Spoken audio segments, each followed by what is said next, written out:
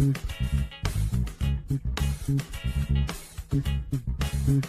up, get up, get up, stay on the scene. Get up, get up, get up, get up, stay on the scene.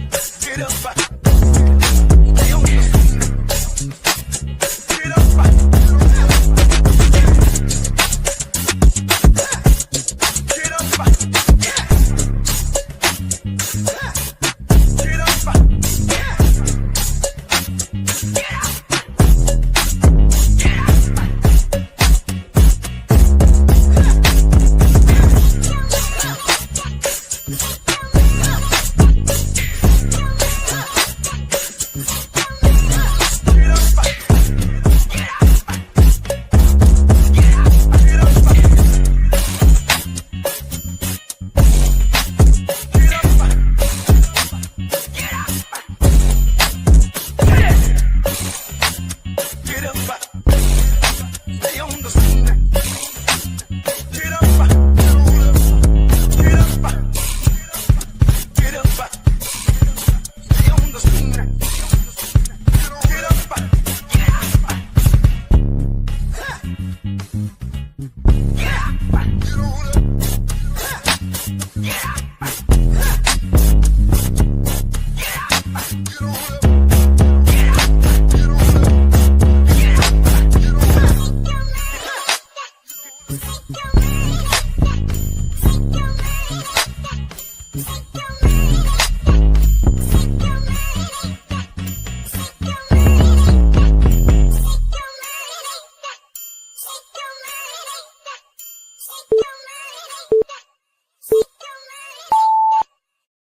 Coach Taylor, I was just thinking, I was sitting in my office and we were talking about Jackson State athletics, the tradition of Jackson State. You played here. What if 50,000 alums gave $40 a month for 12 months? Man, that would be huge. That's money in the bank for athletic program. Let's do this, Coach. I'm challenging all 50,000 alumni of Jackson State University, supporters, fans. Let's give $40 a month to JSU by 40 campaign. 12 months, 12 million. September to August, let's win championships in the classroom. Let's support Jackson State University. Let's support athletics. And let's make sure our coaches and our student athletes are successful. So again, Coach Taylor and I are challenging you, all 50,000 alums, $40 a month for 12 months to support Jackson State athletics. Go Tigers. Go Tigers. Support the JSU by 40 campaign. Visit gojsutigers.com/JSU by 40.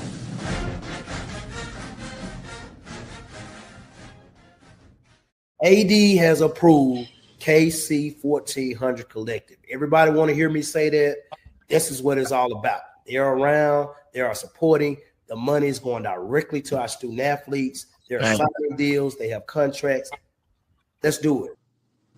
I mean, without this collective, we won't be successful. We won't be able to sustain our student athletes.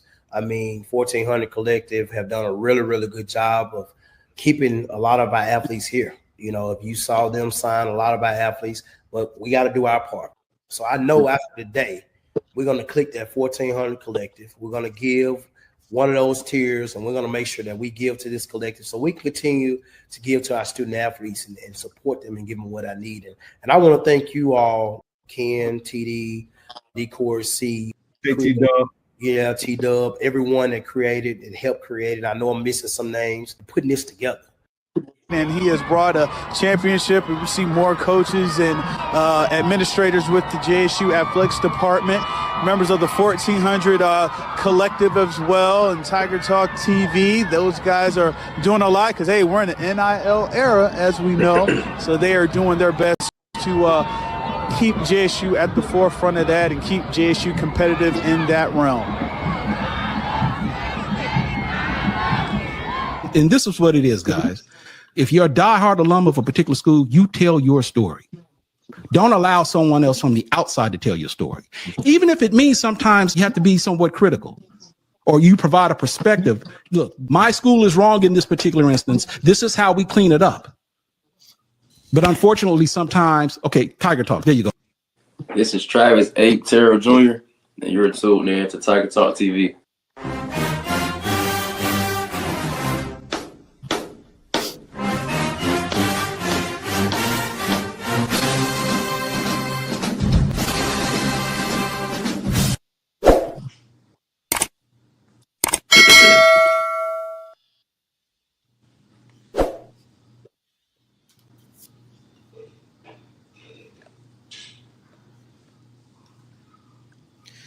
What up? What up? What up? What's good, fellas? Surprise, surprise. We got Mike B. We got the big Aristotle coming out of hiding, man. Where y'all been, man? Man, You said it best, hiding. man, yeah, I've been bored, man. It's I'm ready for football season.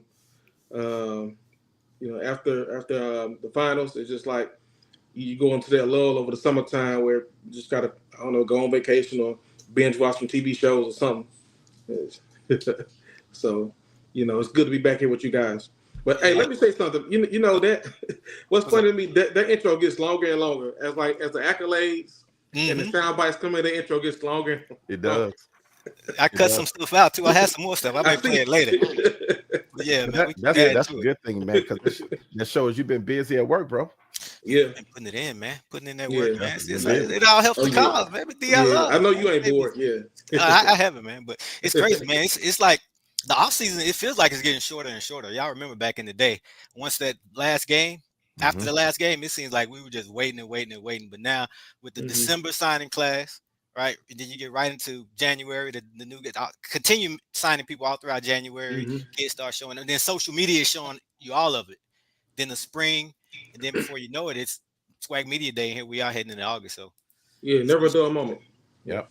Yeah. But then you never know who just might trickle in over the summertime. Yeah. You never know, man. If you think about it, man, James Houston, late July, August. Malachi Wideman, Shamar Hawkins was August. He came in August. Yeah. Parker Stouffer, he got here in August. Just a lot of people that I think he got here late July, August. Yeah. And look, what's up, chat? Who we got in the chat? Go ahead, Shaq. My bad. And look. Speaking of Parker Stouffer, good job on the interview a couple of days ago, man. I had a chance to kind of download that segment and get it in, and you guys did a great job on that interview.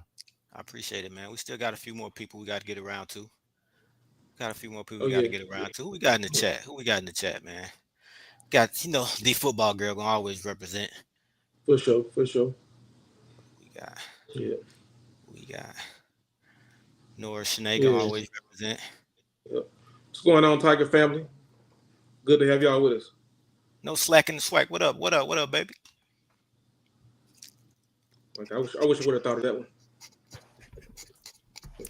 Man, I'm so glad that they brought content though to the swag. That's what I'm glad that PB brought the content, because without them, man, we wouldn't have anything. I know. We wouldn't have anything to talk about. Like you need an adversary too, man. You need an adversarial like up front to kind of start the mess, if you will. So I'm like the old wrestling heel. I'm glad, bro. He's like the old wrestling heel. That's what he is. Yeah.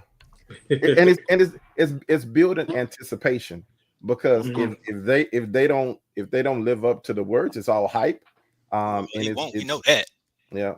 But if they do live up to the words and they make it to the swag championship game and us, it makes it that much sweeter then.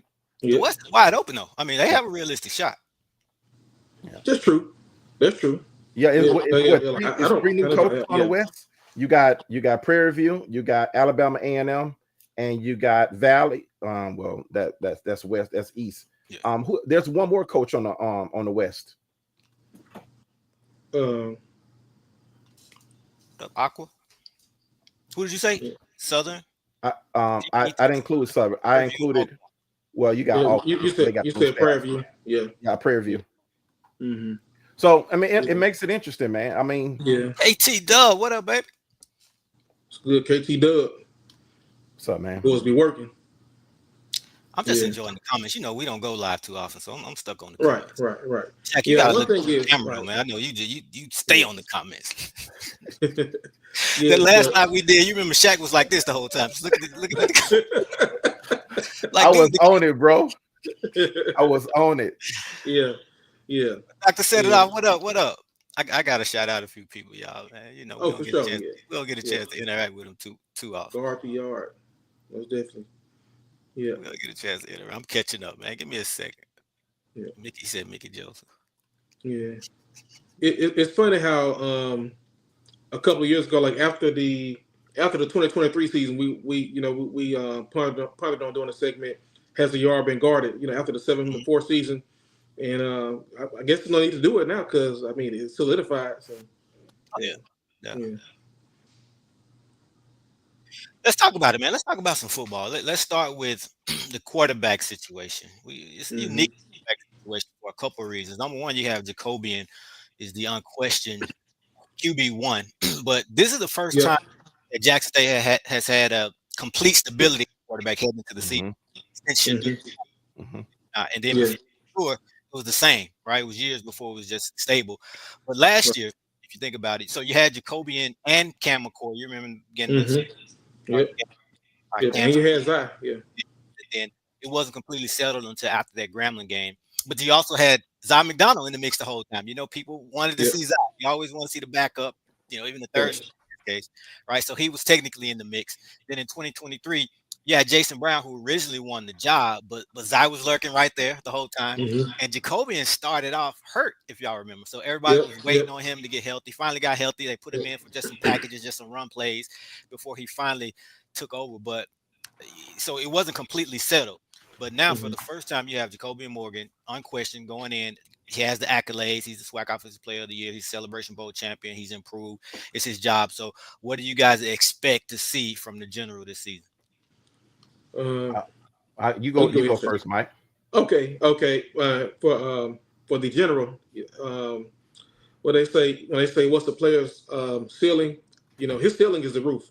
The work he's been putting in. What? This is famous Michael Jordan quote. Yeah, I mean, but it's facts, man. It's the sky's the limit for that kid, man. You know, anything he wants, you know, it's all right there for the taking. You know, he has the dimensions, he has the stats, he has the hardware. He's won a championship. You know, put the team on his back in the Celebration Bowl, you know, so to speak. You know, he just made some really good plays. And then on top of that, he's come back with more weapons. He has an opportunity to play against an FBS program and put out some solid tape there. Just talking in terms of going from college to the pro level. But as far as on the collegiate level, I think everything's right there in front of him again to repeat. Hold up. Bonnie, what did I do? You said stop. What did I do? Did I do something funny? I missed it. I missed it. Let me know. I didn't see anything here. I'm gonna agree with Mike and again with you, Corey. He's an unquestioned leader coming into this season. I think he has a bolt of confidence coming into this season, given the Celebration Bowl victory and coming out of there with the MVP trophy, offensive MVP trophy. And I also think him having 2 years in TC's system is gonna prove huge for him this year. When they say third time's a charm, it's true. So he had the first year, you know, he went through some spot calling here and there, and then he goes to the second year. He didn't start the season, but he became the starter. I think by game 4, game 5, he became the starter. So last season, last season he started the first game and then 3 games. And then after that Grambling game. Yep. And so now he has himself right now to kind of compete against. That's not to, you know, not give credit to some of the backups that are on the team, but right now he's the unquestioned leader on that offense. And I'm looking at him to make a big leap, a huge leap forward in terms of understanding the game. I think the game is going to slow down a lot to him this year. It has. You can tell. Yeah, I think it's going to slow down a lot. And I think he's going to be able to easily go through his progressions. And I think we're going to see a different Jacobian this year. He's going to come out with some swagger, some confidence. And I think he's going to take the swag by storm. I'm going to be interested in seeing if he can hit the 3,200 passing yard mark for this season. That's my goal for him, is to hit that 3,200 mark. Gina said he looks confident. He is. He's walking with a different just aura, right? He's not he's confident, not arrogant, but you can just see. You could tell at Swag Media Day. Could you see how poised he was in interviews? Oh, absolutely. It was just noticeable. Absolutely. Not an arrogant thing, but it was just confident. And one thing I've noticed just from being around the facility, he has full command of just the locker room, as far as just you can tell the respect is there. Not saying that they didn't respect him last year, but his leadership has gone up a notch. He just kind of galvanizes everybody. You can just tell. Like some people, they have that presence when they're in the room. And he has that presence. He has that full presence. And we've been seeing him in the workouts over the summer, doing some QB training and things like that. He's taking his game to another level, just working on some little things here and there. So I expect him to be sharp. He knows it's his team. He knows he has to step it up. He doesn't have that safety net back there. Herb Mulligan, although he has a plethora of backs, but he doesn't have that one guy that he knows. We'll see who emerges. We'll get to the running back. So I don't want to count anybody out, but it'll be hard to duplicate Herb Mulligan with one person. We'll see. But yeah, he's definitely poised and confident. Yeah, but fine-tuning those small details as a quarterback, that's going to be key. I mean, he said on one of his interviews, if there's one thing that he wants to improve upon to kind of increase his chances for the next level, it's footwork. And you know, sometimes that gets overlooked, but I'm glad that he at least acknowledged it up front. We know he's working on it right now. So fine-tuning those small details is the difference. Is going to be a big difference maker between, you know, what we consider a great SWAC quarterback, and then a great FCS quarterback. And yep. And I want to see him be the best FCS quarterback across the board. Yeah, that personality. So he's always had the personality, but you could just tell that it's mainly, I won't say mainly, I can't speak for him, but that confidence that he has allowed him to show that personality. He's more relaxed. Like I said, he has full command of the room. So it's all starting to come together for him. So I'm expecting a big season. He has a chance to really, like I said, cement his name when we start talking about the quarterback greats. I mean, if you just look at the raw talent and the arm strength, you may go with a Robert Ken. And, you know, if you just look at just the eye test, obviously a Casey Terrio, and of course Shadur, never forget Shadur. And Sean Graham, I mean, I can go down the list. So he may not pop as just that guy on film that you just, because when you see a Robert Kent, you just like, okay, that's a dude. When you see a Casey Terrio, that's a dude. You may not just say that about Jacobian, but when you just look at the end of the day, after the season, if you look at his resume, it's going to be hard to deny him when you talk about and I know your guy Jimmy Oliver, my bad. Oh yeah. He put the team on his back, man. Jimmy, we did shout out to Jimmy, man. Greatest QB of all time, and Mike. Yeah. Mike went with Jimmy Oliver, greatest of all time. So let me know in the comments who y'all got. Greatest Jackson State quarterback in history. Who y'all got? Mike B went with Jimmy Oliver. He got Shaq. Greatest QB in Jackson State history. It really depends on what you're looking at. If you're looking at winning, that's one thing. If you're looking at numbers, that's another thing. If you're looking at eye test. But let me say this, though. You guys, I hate to put you on the spot. That was before Shador, though. Yeah, that was before Shador. We recorded that. Yep. Yeah, we recorded that before Shador. So let's go ahead and address this. Who's in the running for QB2? So, and we're not even going. Everybody's gonna have an opinion about it. We don't know. It's wide open. Like I can say one guy, Shaq will probably say another guy, and we just guessing. You never know, right? I don't care what you did in high school. I don't care what you did as a red shirt. When the lights come on, we got to see. So I think that's yet to be determined. And I mentioned earlier that we have a unique quarterback situation. That's part of the reason why, because of the backup situation. I don't think I've ever seen. We got Shannon Boyd. Yeah, Shannon Boyd. Yeah. I mean, you can't discount him. Sean, I didn't realize Shannon had 4 titles. Did not realize that. And that's why I say, again, if you're looking at just the eye test, you may not go with a Boyd, but once you look at the winning, you got Boyd over a Kent. Kent never won. Obviously, Casey was only here 2 years, and we know what happened. But man, Mark Washington, that's my guy, but I can't put him in that. I can't put him up there. I've heard some Mark Washington. I've heard some people go with Mark Washington. Yeah, I heard some people go with Mark Washington. He was, he was solid, but I can't. Yeah. I'm not taking anything away from him. I'm talking about. Greatest. You got my KC. He was blessed with some elite receivers. Man, he had a plethora of receivers. Man. My YouTube algorithm those games, man. I almost hate when they come up because I'm like, man, I gotta sit here and watch it. Look, I just watched that SWAC championship game over. Yeah. Look, I think I cried back over again. I cried that game after we lost that SWAC, the first SWAC championship game in Birmingham. And let's not talk about crying. Man, Shaq, we did a lot of crying in the dorm, man. I wouldn't even go out to free lines after some games, man. They were like, "You going?" I'm like, "I wouldn't even going nowhere." I wouldn't even look at them. Yeah. Man. So I'm cool on suits, man. I'm cool on suits. I'm good. But no, going back to that backup situation. So the unique situation. I don't think I've ever seen a situation where you have an established veteran, a senior, technically a grad student for Jacobian, and then nothing in the middle. And then you got freshmen, and, no experience, and then freshmen. I've never seen that. So again, Parker's the redshirt freshman.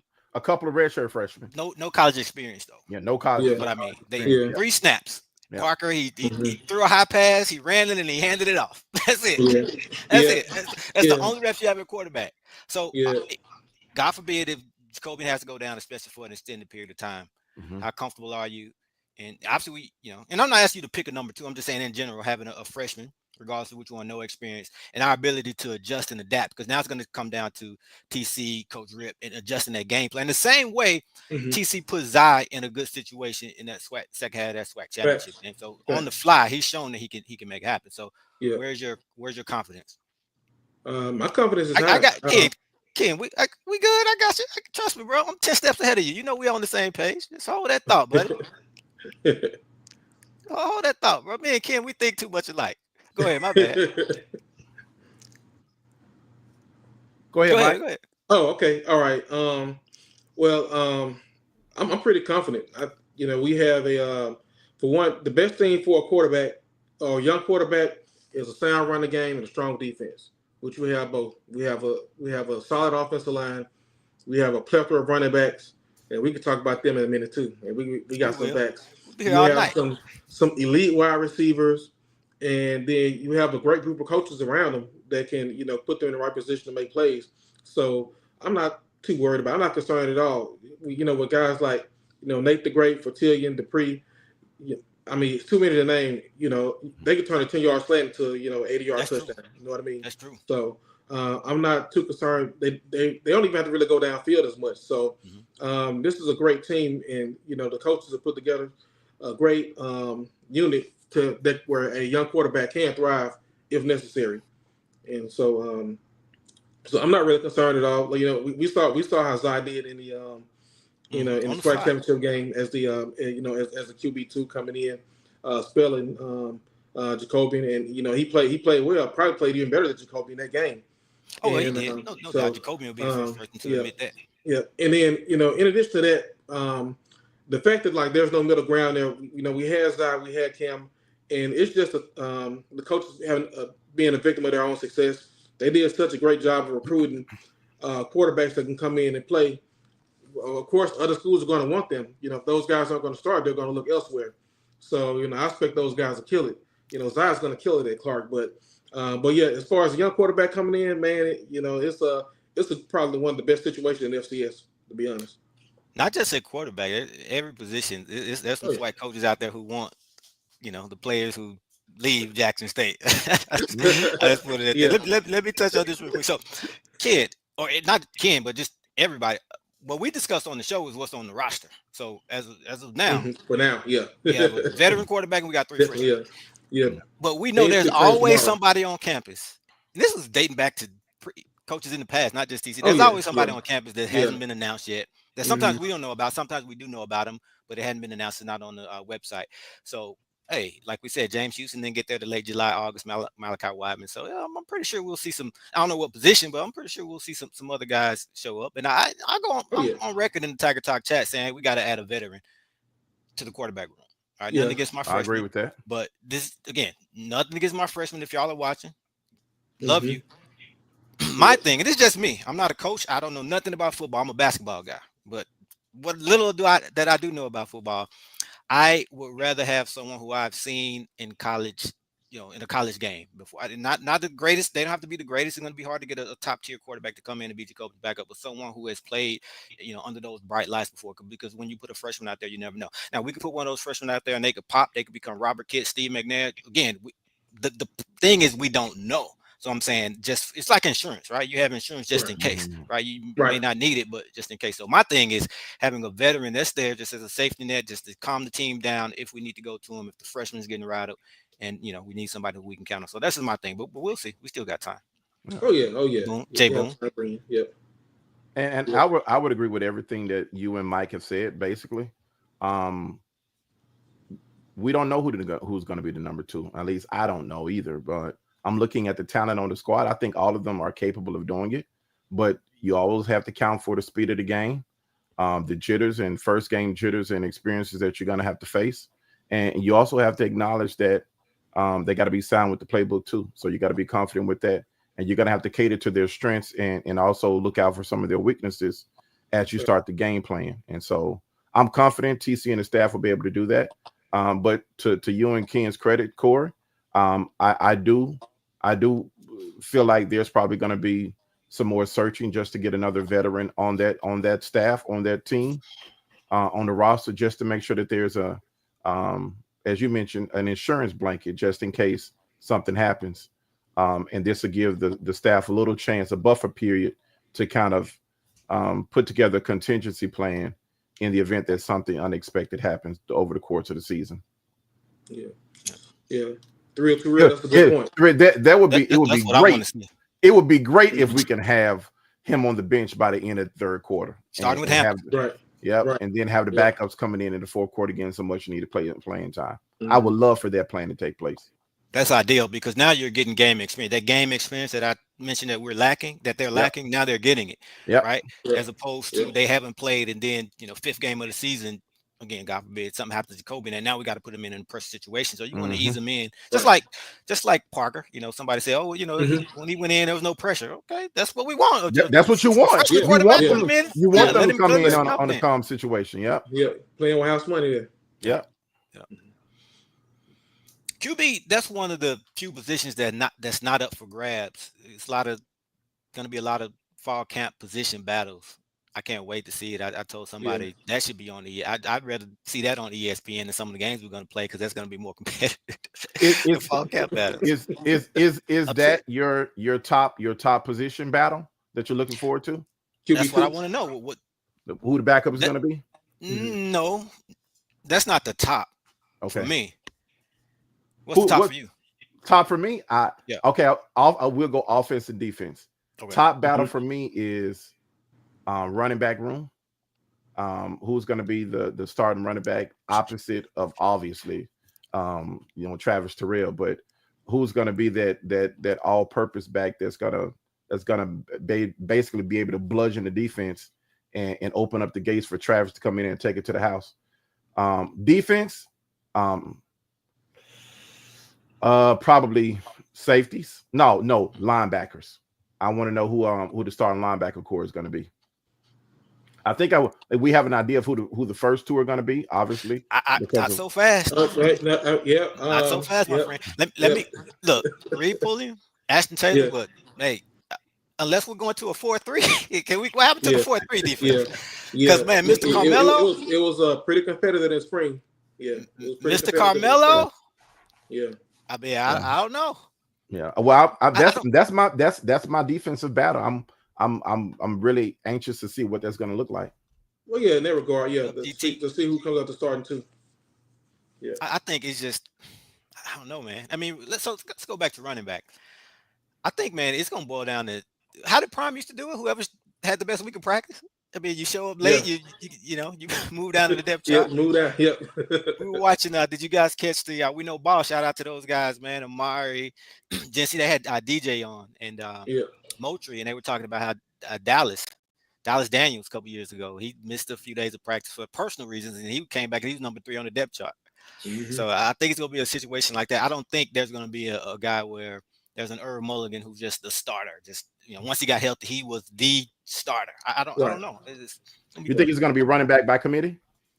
I think in the beginning. Now somebody could emerge, and it's been like that in the past. Like even going back to the Prime days where you had a cameraman, you had Savion, you had JD, right? You just kind of waiting to see, and then I think at one point Savion kind of emerged, and I think maybe he fumbled and then he lost the job. Right? So yeah. JD lost his position that week, right? When he fumbled. Well, back in the Prime days, you fumbled. Right. He was in the doghouse for a minute. Yeah, you fumbled. That was it. But that's the beauty of competition, man. Yeah, you put that ball on the ground, and as a running back, you can't have that. And I think that's probably what's going to separate some guys. It's going to be fumbles, and it's a physical position. You're going to have injuries, so God forbid we don't. But they're just kind of a part of the game there. That's going to make it a little bit easier. But probably about around week 4 or week 5, you might see a clear-cut leader emerge in that group, and by that time, I'm not sure. That kind of hurts your all SWAC team hopes because you're just kind of doing it by committee for a little while, not getting the reps you need, and then I think there'll eventually be a guy that's going to emerge, and I think I know who it's going to be. I know who it's going to be, but that's probably You're not going to say it. You're not going to tell us. You going to surprise us? Well, now I'm going to start with the first. I'm going to go back to the best competitions. Competition I'm looking forward to in the fall. So before I get there, so I definitely will say QB2. We went over that. I would like to see the starting 5 on his offensive line. We know about 3 out of the 5 guys is going to be starting. You got to replace Evan Henry. So I'm looking forward to that battle. And we have some pretty solid offensive linemen. So I'm looking forward to see who kind of emerges as the top 5 there. And then on defense, it's definitely the edge. I want to see who is going to rise to the occasion and solidify the bookends. Because, we need our guys that's going to get us 10+ sacks. So looking forward to see who's going to emerge in that group next to number 0. What's that story? I missed that comment. Thinking about what? I missed it. Yeah. So yeah, we got Miller, we got Travis. Waiting to see Travis. Nate Blunt, man. Yeah. I can't wait to see Nate Blunt. I'm excited about him, man. I know y'all saw him on social media, just that physique. Talk about a grown man. Yeah. Like I said, it kind of reminds me of like Nate McLaurin coming out of the same high school, back in '99.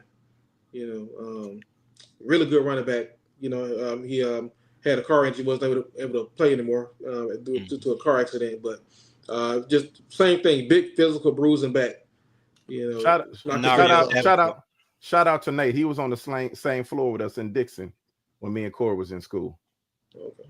Dixon Hall, man. Dixon Hall. That's a show right there. So y'all on second floor? Y'all on second floor? We was 4th floor. Freshman year.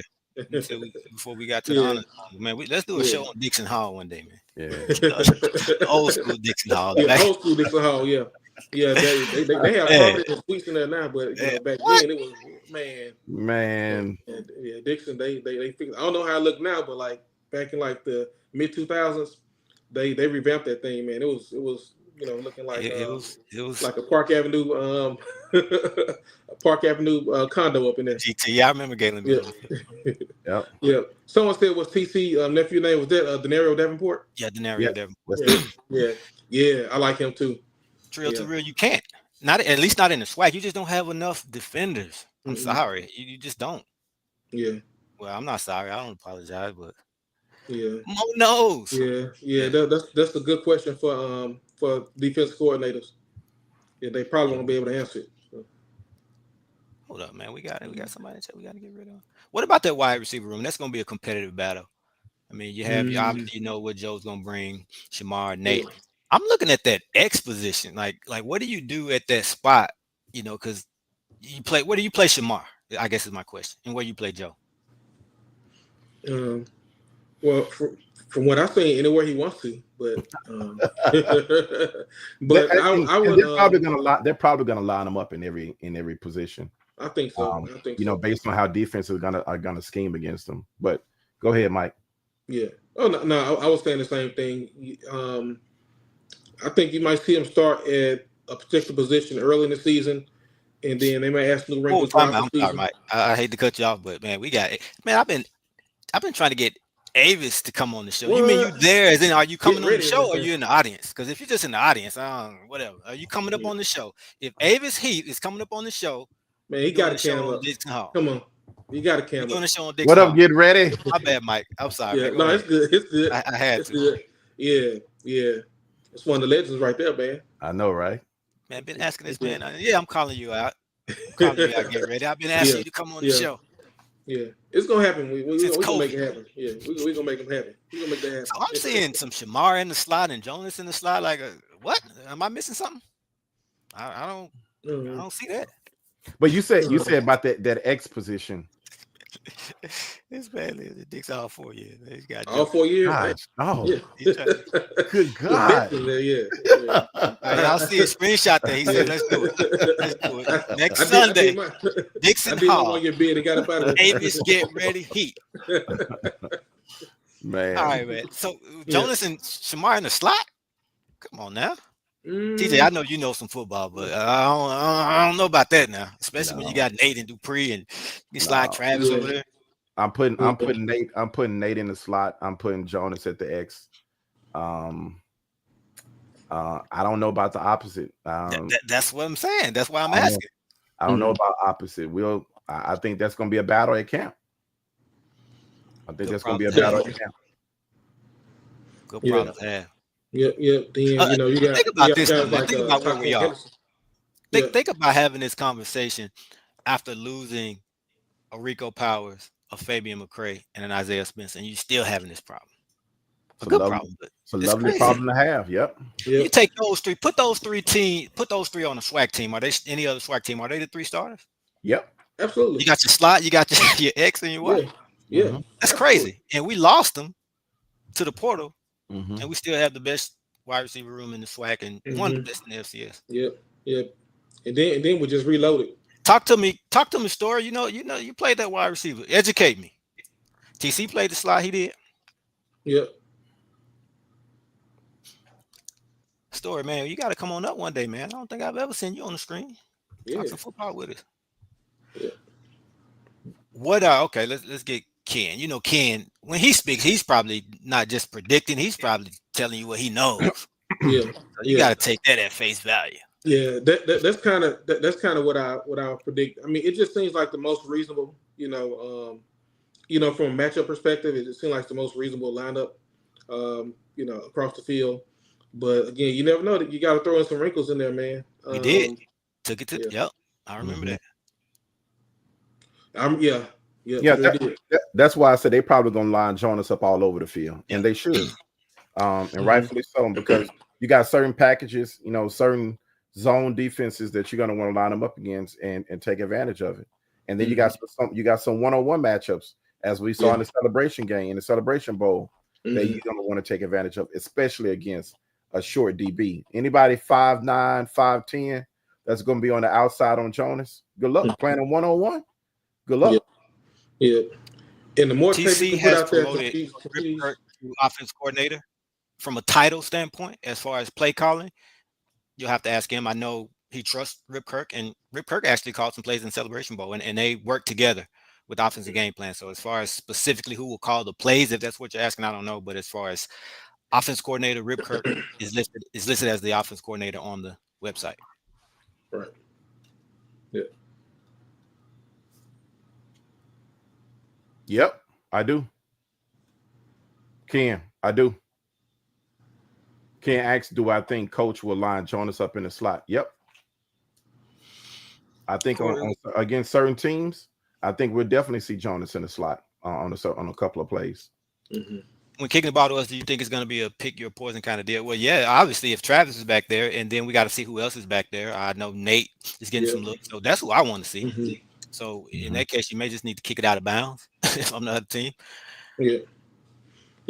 Now, as far as kick returns go, this young kid coming in, Jabari Jones, hearing a lot about him. As a maybe they're planning to use him as a specialist. Yeah. Well, Mike, I know you hate true freshmen returning kicks. You've hated that since Evan Coleman, since Trevante Rucker. Yeah. I don't even think you wanted to see Travis Hunter return a kick. He probably would have been the one exception. That was an exception, yeah. Okay, all right. Yeah. Well, Travis Terrell, did he not change your mind? Who, Travis Terrell? Did he change your whole look on that? Yeah. For him, yeah, but like overall, like my philosophy, I still don't like it all that much.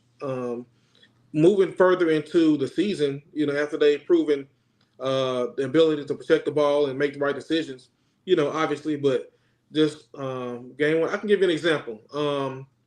The MEAC SWAC championship game we had, the one that was in Orlando, we played Hampton of all teams. 2007, 2008. Yep. It was after the SWAC championship year, so yeah, it was 08.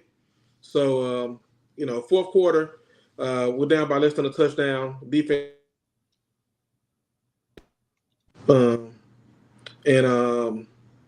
and I noticed Mario Pippen was back there returning kicks, and I said, about to return punts. And I said, why would you put a true freshman back there? In week one, you got a true freshman out there about to return a punt. And sure enough, he muffed it. Hampton recovered. The rest was history. Yeah, so You've been it just scarred ever since. yeah. I was scarred before then. Yeah, I didn't like it then. Stoffel was about to give it up. He was about to tell it all. I had to stop him. He's about to break down the play. Like, don't tell him. Yeah, chill out, man. I'm high on Gardner though, man. Y'all know Jameer Gardner. Yeah, he definitely can't be left out. Yeah, Taquan Henderson. Yeah. I mean, that's why I said I think it's going to be a battle for that opposite position to Jonas. I don't know who's going to get that spot, man. So a good problem to have, regardless of who they go with. We haven't even talked about a Kobe Paul. We haven't even. I think somebody mentioned Taquan Henderson, and the list goes on. I hate to start naming folks, but what position group are you worried? And I put that in quotation. Are you worried about the most? I don't think we're worried about any position, but what's the one where you're like, okay, well, let me just wait and see. Like wide receiver, we're the best in the conference. Running back, best in the conference. We got the general quarterback, but this position, let me just wait. Oh, for me, that's easy. Punter. Punter.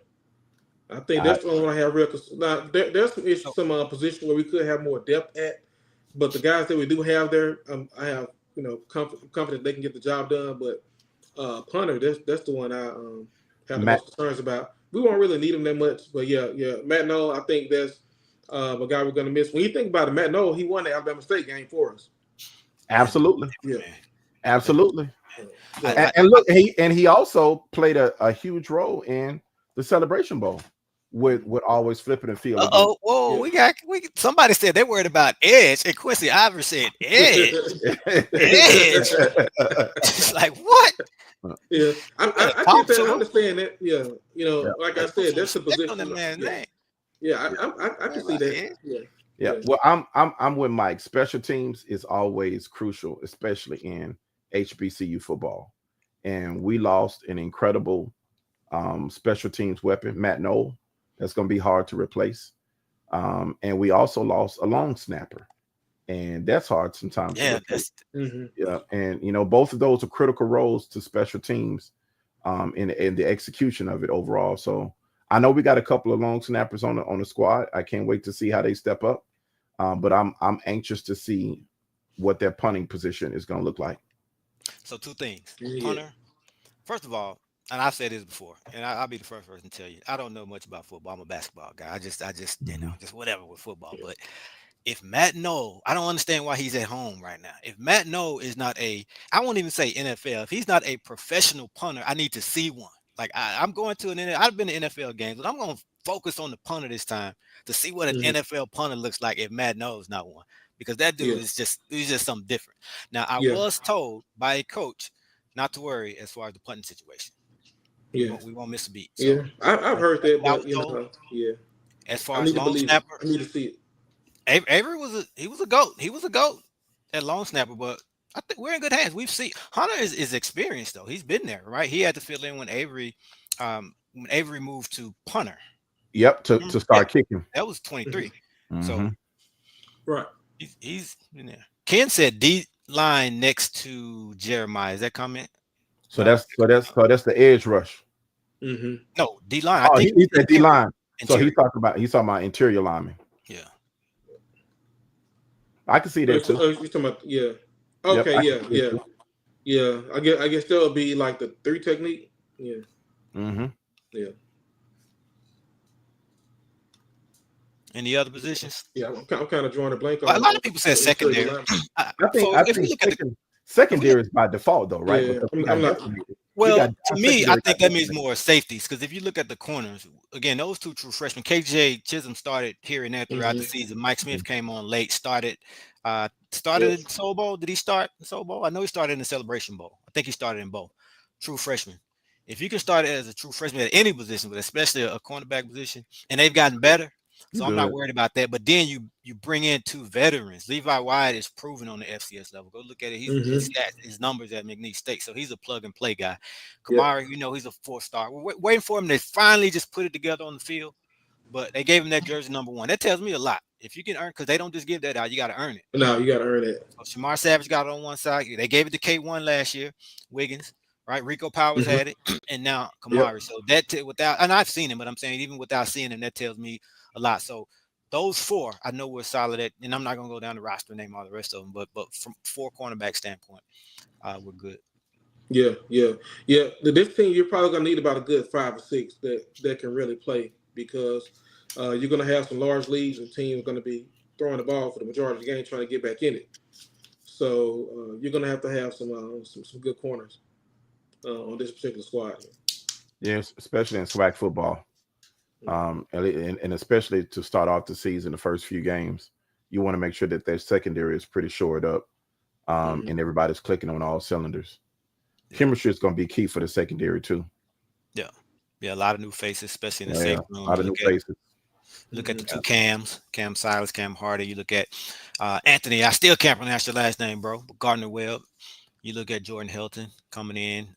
This goes on. So then I'm excited to see BJ back though, back healthy, because remember his 2020. Did he lead the team in interceptions, or was it Tim Fuller?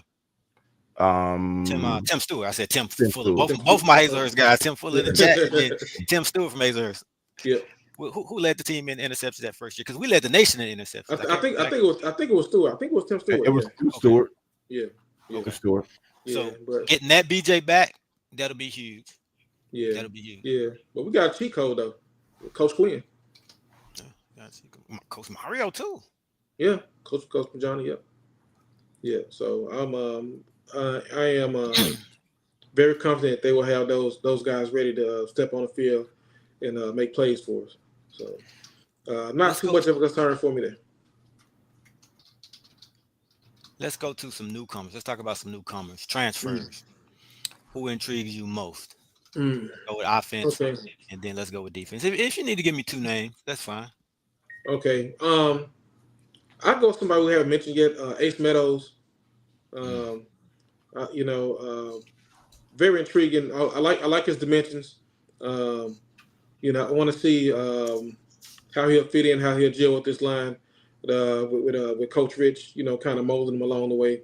I'm a big O-line guy, so it's just kind of one newcomer that kind of jumps out at me. And of course the running backs. What's the running back we got from? Is it Christian? Yeah, Keenan Christian. Thanks, Mo. Keenan Christian for sure.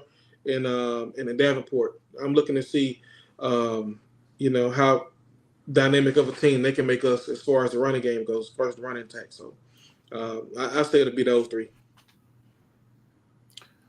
I'm gonna go with Keenan Christian. I think at the running back spot, I like the speed that he brings to that role, and hopefully some durability. And I want to see how he comes out the gate and attacks most of these SWAC defenses, but also, the first couple of games with Hampton and then USM. I'm interested in seeing how he develops overall as an all-purpose back.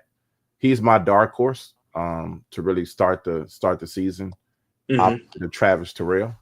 But again, things can change, but I'm anxious to see how quick he picks up the playbook and how effective he can be as a pass blocker as well for Jacobian.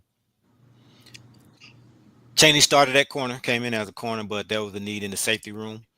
This was prior to some of the later additions. They moved him to safety. He played both during the spring. I don't know where he'll play in the fall, but he can't play both.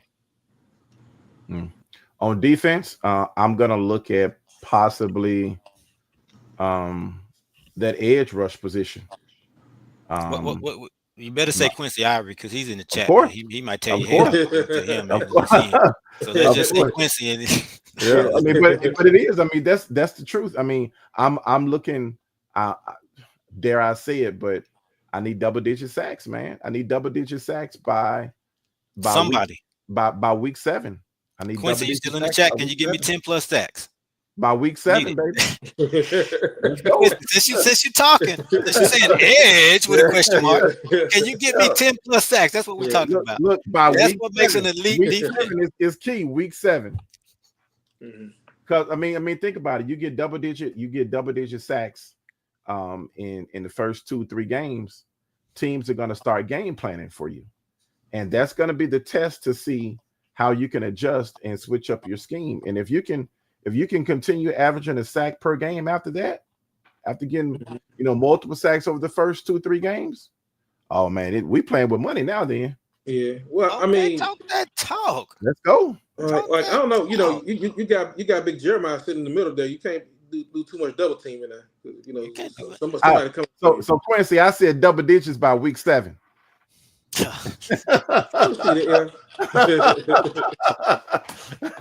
want to make sure I put that out there. I mean, you could probably rack up a good 4 or 5 against Tuskegee. No disrespect to Tuskegee, but that's what I'm saying. Well, look, let's see. Let's see, man. Look, I'm anxious to see what that edge rush position is going to look like, and I'm anxious to see what. Yeah. And then there's one more role, and it, of course, we're talking SWAC football, so I got to say the O-line and that O tackle position, to that blind side position for Jacobian. That's going to be key. That's going to be huge. And Ace Meadows, whoever's going to man that spot, let's get it. We got to make sure Jacobian gets protected at all times. Yeah. I'm intrigued by this guy, man, Varner. Varner, like I said, his stats don't jump out. But if you got, I encourage everybody just go look at his highlights. If you don't remember him, you should remember him from playing Jackson State. Limited snaps during his time because that defense was loaded. It was deep, kind of like ours. But if you watch his highlights, this dude is a madman, relentless motor. He's coming after you. So I'm looking for Varner. Yeah. Somebody asked who, I can't find the comment. Somebody said who's replacing Rob. We'll see. We'll see. You got a Cam Silas who I'm looking at. Cam Hardy can play it. Obviously, Shamar started there last year, so in a pinch, we know what we got. There wasn't much drop off when you went from Rob to Shamar last season. So those are 3 names right there who can play it. So we'll see. But I'm keeping my eye on Cam Silas. Rob was just like a jack of all trades, man. You can put him across in any position. You can put him at linebacker, you can put him at DB, you can put him at safety and corner. And in every single role you put him at, he was going to produce. He was just so flexible, man. Yeah. That's why he's on the roster right now. Yep. What else we got going on in the chat, Corey? Man, I'm trying to keep up. I think they having fun with Quincy in the chat. Yeah. I want to see Lacey on the D line. Yeah, I'm looking for a big year out of Lacey. Looking for him to step up. Man, I'm intrigued by, we talk about position battles during the fall. I'm looking at that interior D line position next to Jeremiah. I want to see who's gonna emerge. Yeah. I'm looking at a Jalen Ware because 54 tackles on the FBS level, so you know what you got there. But Lacey's hungry. Tymon Wells is hungry. I've heard some great things about Darius Bowie as well. And man, I mean, it's a few guys. And anybody we can get in that role to take some pressure off of, taking pressure off of him is going to be huge. I mean, he's a one-man wrecking crew himself, but if you get somebody opposite of him that's going to require double team too, that whoever's playing at edge, you better go ahead and give your lunch money to both of them because they're making it possible for them. Go take a close look at the roster, Tim Fuller. Go take a close look at the roster. I like that, Tim Fuller. But go take a close look at the roster. Let's look at the roster here in a second. We'll pull it up. Let's go to the freshmen. Who intrigues you the most? Let's go offense. Let's go defense. All right. Freshman offense. I mentioned Jabari Jones. I like this tape. He's an explosive dude, man. He's a little bit undersized, but I'm interested in seeing how they're going to use him. And defensively, Keith Bass, linebacker. Yeah, I want to see how he gets into the mix also. It's we don't have the best depth there at linebacker, so it's going to be an opportunity for these freshmen to come in. I keep hearing that, but is that the case? Is that true? Because we have 3 starting caliber linebackers. If you look at the 2 started last year, Carmelo Jones. Yeah, I mean, Corey Hargan showed some stuff. He showed some stuff, Yeah. and then out of those 3 freshmen, I imagine 1 or 2 of them will step up. Yeah. I think it's just linebacker again is just one of the more physical positions where you need a good 5 or 6 to get you. You need your 6 to get you to a season. Even in the style defense we play, you need about a good 6. So I think we shored that up, but you never know till you see these guys hit the field and see what they can do at fall camp first then when they hit the field. But for now we have two proven guys, obviously. I say Carmelo Jones. Carmelo's proven to me. Yeah, and I say not even necessarily a Baylor. I mean, from what I've seen from the spring. Yeah. To me, I'm gonna put him in the. Okay. I'm gonna put him in the. But again, it's July 20th. A lot of question marks. Yeah. It's July 20th though. If we're sitting here saying we don't have enough depth, or we may not have enough depth at linebacker, the coaches saw that months ago. So does that mean that's what we see? Is that's going to be the final roster? No, it's July 20th. No. So talk to us in a month. Let's come back right before the first game. Hey, I didn't say I was concerned. Okay. I didn't say I was concerned. I'm just saying we just got to have that quality proven depth. But I'm not concerned. I'm pretty sure we will. Just for the sake of conversation. Let's tackle this before you go to the freshman. Shaq, what do you think? Is the team better? I mean, we don't know. They haven't put on pads yet. On paper, this is a guess. This is truly a guess. On paper, yes. Oh, definitely. Yep. I think on paper we are better than we were last year. Yeah. Primarily because we've addressed all of the primary concerns that of individuals that left because of the transfer portal. Corey just mentioned it earlier. We lost three starting receivers essentially of the past 2 years, and yet we're still debating on who's going to start. So what does that tell you? It tells me you got in a good way. We're debating in a good way, not in a very good way. So that means we got. How is this person not going to start? That's what we're saying. Yeah, we got some stiff competition. So on paper, I think we addressed many of the needs that we had coming into the season, and I'm happy with that. We can't, and we also got to look at what other teams are doing and how they fared. And I don't think it was fair to say I don't think that they were able to address everything that from a weakness standpoint that they experienced because of attrition over the past year. That transfer portal dynamic has changed the entire landscape of college football and is going to continue to do so. But Corey, you asked me who's my freshman? Kale Armstrong. Really? You going with the line? So yeah, I'm going with the line. Is he going to play this year? You're just saying potential, or are you talking about impact? I liked it. He intrigues me mainly because of his size and his talent overall. But again, I like the guys in the trenches, man. O-line and D-line is where games, well, actually not games won. That's where championships are won. And so I'm always take a step further, Shaq. Yeah. O-line and D-line, that's where FCS SWAC schools, that's why they lose to FBS schools. So if you look at it traditionally, because skill positions they're close. Yeah. They're a dime a dozen at the FBS level, but skill positions are pretty close. So we've had players who've played on both. Dominique Johnson transferred from Missouri to Jackson State, went on to the NFL. He said there was no difference. He was a cornerback. He said the wide receivers that he went up against in SWAC, same thing he saw in the SEC. And even Shador and some of those guys have said it. So the difference is in the trenches. It's always been in the trenches. Jackson State or SWAC team going up against an FBS team. Typically, we're hanging in there in that first quarter, and sometimes it's second quarter into halftime. But third quarter, fourth quarter, they pull away because they're rotating those guys in and out. First, second team line, and we're gonna have the depth there, and that's when they pull away. Yeah. So that's the difference. So and we're deep on the O line this year. In the past couple years, so that's one reason why we're confident going down to USM. Yeah, and that the O line and D line are always going to be, in my opinion, the more critical roles that we need to establish up front, critical positions that you need to establish up front in SWAC football. And Jackson State has been able to do that over the past 3-4 years, which is the reason why we're faring so well as we are right now. So I think TC and the staff did a great job of addressing that and getting some more bodies in play. But to your credit, Corey, that's going to be the difference maker in whether or not we can roll with USM and also against Hampton up front. Is being able to have some extra bodies that you can rotate in and out, that you feel comfortable, that know their role and can be able to execute it. Said astronomical depth. That's how you describe it.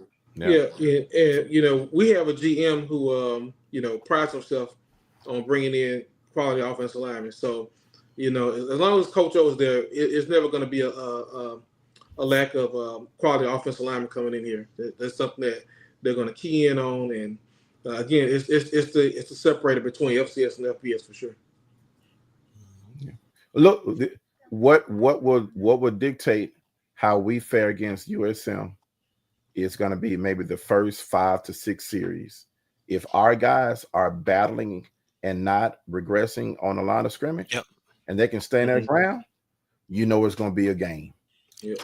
That's the first thing I look at when we go against an out of conference opponent, especially FBS. I look at the first any game series. really. I even look at that even against the SWAC team. Look at the first few series, and if we can kind of hold our own and control the line of scrimmage a little bit, it's going to be a good game. Yeah, especially on the defensive front where you have to rotate a lot of guys. Offensive linemen, you tend not to sub them in and out as much, but on the defensive line, we're going to have to separate some. We're going to have to get some, sub a lot of guys in and out coming in to make sure that we stay fresh and kind of keep them on their heels defensively. That's right, Manny, Coach Manny. Yep. Ramirez, big difference. It's noticeable. Definitely agree. Yeah, and that's why those freshmen talking about last year able to play. I mean, they're talented, but the coaching from Coach Manny, that's one reason why they're able to play and produce and not look out of place. See, they didn't even look out of place from a physique standpoint or just eye test standpoint on the field. They didn't look out of place at all.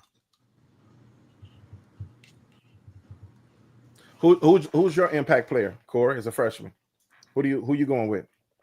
Freshman, man, I got to go with one of the linebackers. I don't know which one will step up between Lundy, Cam Evans, and blanking on the name from Georgia, Keith Bass. I'm gonna respectfully. I love you, Lundy. Don't take it personal. I'm gonna remove him from the equation only because he wasn't here for the spring. Right, I'm just gonna take him. Long term, I think Lundy will be the guy. So between Cam and Bass is just the name. Both of them, but Bass is the name I just keep hearing over and over and over. So I'm looking at Bass. We've had freshman linebackers come in and play right away. You look at a Barron Hobson, right? You look at Jeremiah Brown. I remember Barron Hobson had to play against Southern going into halftime. As a freshman, he stuffed them on the goal line. Had they scored, they would have won the game. I remember that. Barron Hobson, as a true freshman linebacker, saved our season. If Southern scores going into the half, goal line, Hobson stuffed them on the one. They win the game. We don't win the SWAT. So, man. But I probably go with Bass. As far as offense, man, any other year I go with Jabari. It's just gonna be so hard to crack that rotation. From a talent standpoint, yes, but cracking that rotation consistently to make an impact in that wide receiver room. That's gonna be tough. It's gonna be tough. Oh, that's gonna be real tough, man.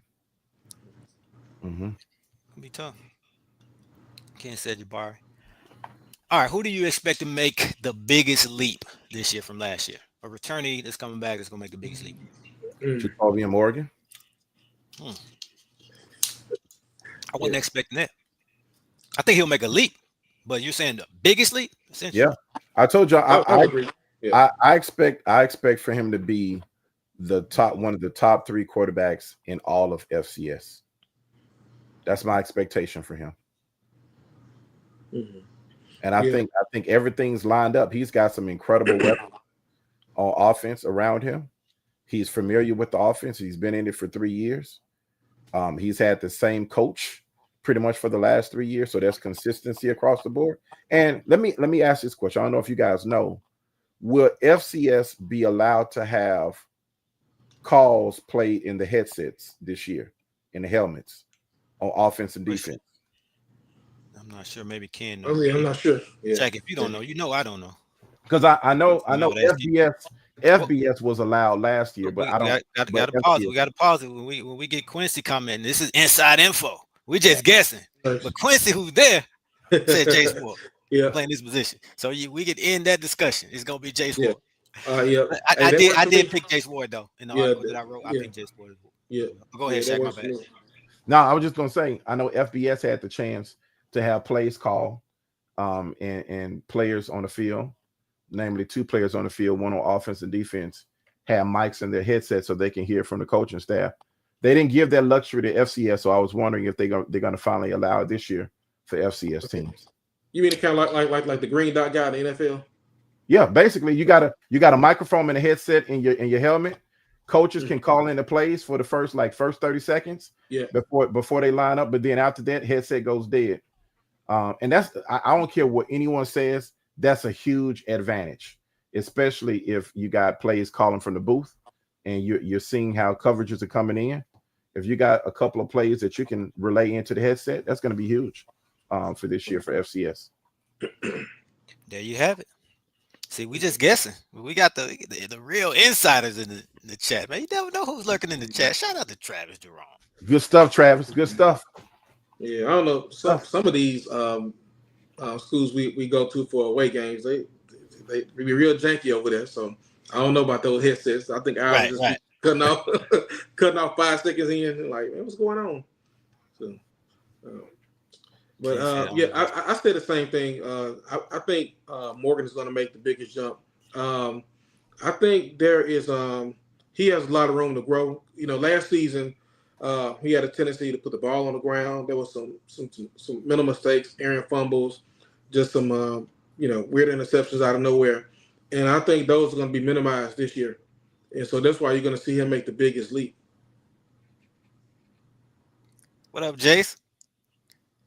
Yeah, I interviewed Jace recently. In the building? Yeah. I interviewed Jace recently. We'll drop it soon, man. I put this man on the hot seat, man. I feel bad, man. I put him on the spot, man. I might have to edit it out, Jace. He didn't want to choose. Yeah. You know, I make him choose.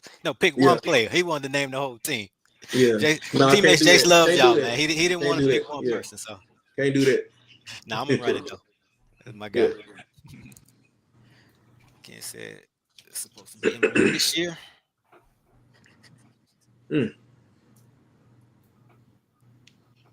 Jay said, "Love y'all." Yeah, I think that'll it's gonna be fair. That's gonna be a clear advantage for us for sure. These two right here, man. Quincy not gonna let that go, man. I think Quincy got a bigger chip on his shoulder because of what y'all saying in the chat than anything. Y'all put a chip on this, man. I love it. Y'all gave this man bulletin board material. How your own fans give you bulletin board material? I love nice. it.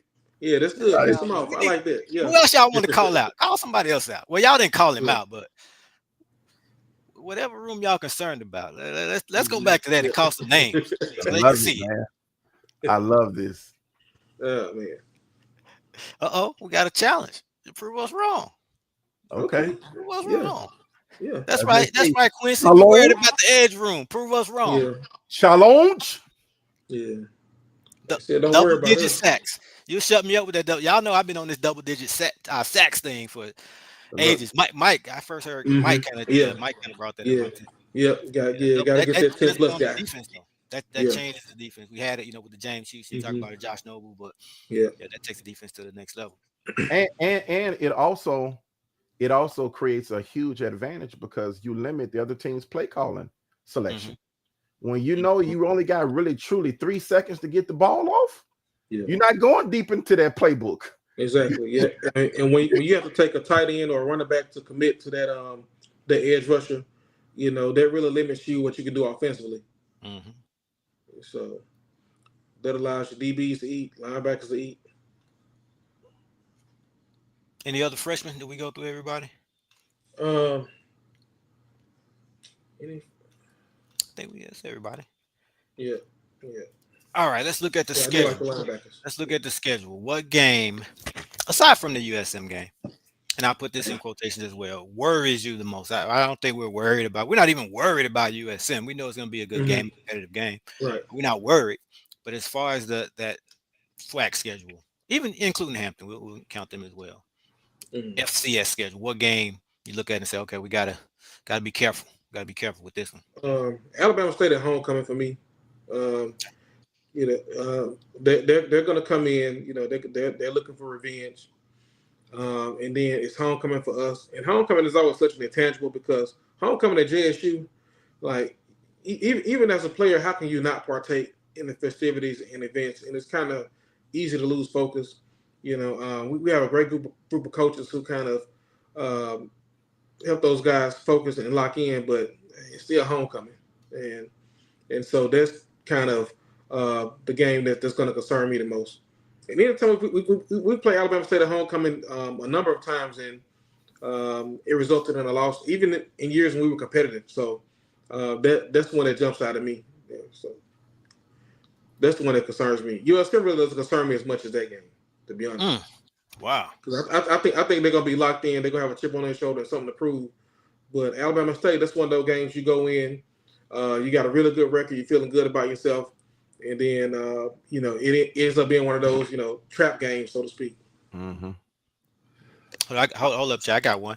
Quincy, since you like talking, man, what game are you worried about? Let's hear that. What game worries you the most? I'm just messing with him. Go ahead, man. Go ahead, Jay. I'm just messing with him. You said practice? Practice? Yeah, that's a good point. Yeah. I said this on our earlier podcast from a while back, but I got to go with Grambling. I hate that loss against them last year. I hated it. And I want to get them back. I like this dude, man. I like Quincy, man. You want to come on the stream, man? I got you. I can send you the link. That's a good answer. I like that. Celebration. Man, ain't nobody after me. I can touch this team. That dude, man. I can say that now. Okay, man. What were you saying, man? I'm sorry. No, I said Grambling. I just said Grambling. Again? Yeah, I want to beat Grambling. But it worries you again. No, it doesn't. It's what you're looking forward to. Here's the only reason why it concerns me. We got that FAMU game right after, and there's going to be a lot of energy dedicated to that FAMU game because whoever has won that game between FAMU and Jackson State has essentially won the SWAC East. Mm-hmm. And having both of those games back to back, I want us ultra focused. I don't want no letdowns. I don't want no emotional, casualties, if you will, with them putting all their energy in to try to beat Grambling and then have a letdown game against FAMU. Those two games back to back, essentially, they concern me. It's going to be tough. Yep, coming off the West Coast, then going to Tallahassee. Yep. But we come out, we win both of those games, and I expect us to. That's a season defining moment because it basically that's your moment of adversity, and if you can get over it with both wins intact, and minimize any injuries, I mean, sky's the ceiling after that. After those two games, the ceiling and the sky's the ceiling. I was coming up with all these new terms. Yeah. The ceiling is the roof. Hey man, we can make some money off that right there. We can make some money. These practices, I'm telling you, I've seen them firsthand. Yeah. And I've been saying it. That's the most. Put me down for a subscription. Yeah. Y'all want to look at the roster? Y'all want to take a look at the roster? I know Mr. Travis been, man, shout out to Travis, especially since he's in the chat, man. Big shout out, Travis. Yeah, man. That was putting together that media booklet. I mean, that was outstanding work. Outstanding work, man. And what we the first SWAC school to get ours out, right? Don't say first. You know how that goes, man. I know. We don't have to brag. I know. We don't have to brag on it. First. Yeah. We don't have to brag on it. No, man. Shout out Travis. Also updating the roster as well. Y'all, should we look at it? Should we take a look at the roster? Go through. Let's do it. Let's do it. Yeah. All right, so let's do it like this. Let's just go through it. Excuse me, position group by position group. I think it's in alphabetical order. So I'll just scroll through it. Can you two both see it? Can y'all see it? We can see it. Yep. And what we'll do, because there's a lot of people on here, we won't be able to talk about everybody. I'll just scroll and you two stop me when you see a name that you want to talk about. When you have anything to say about it. We'll just do it like that. Okay. All right, cool. Yeah, we kind of discussed these guys right here, so we'll keep going.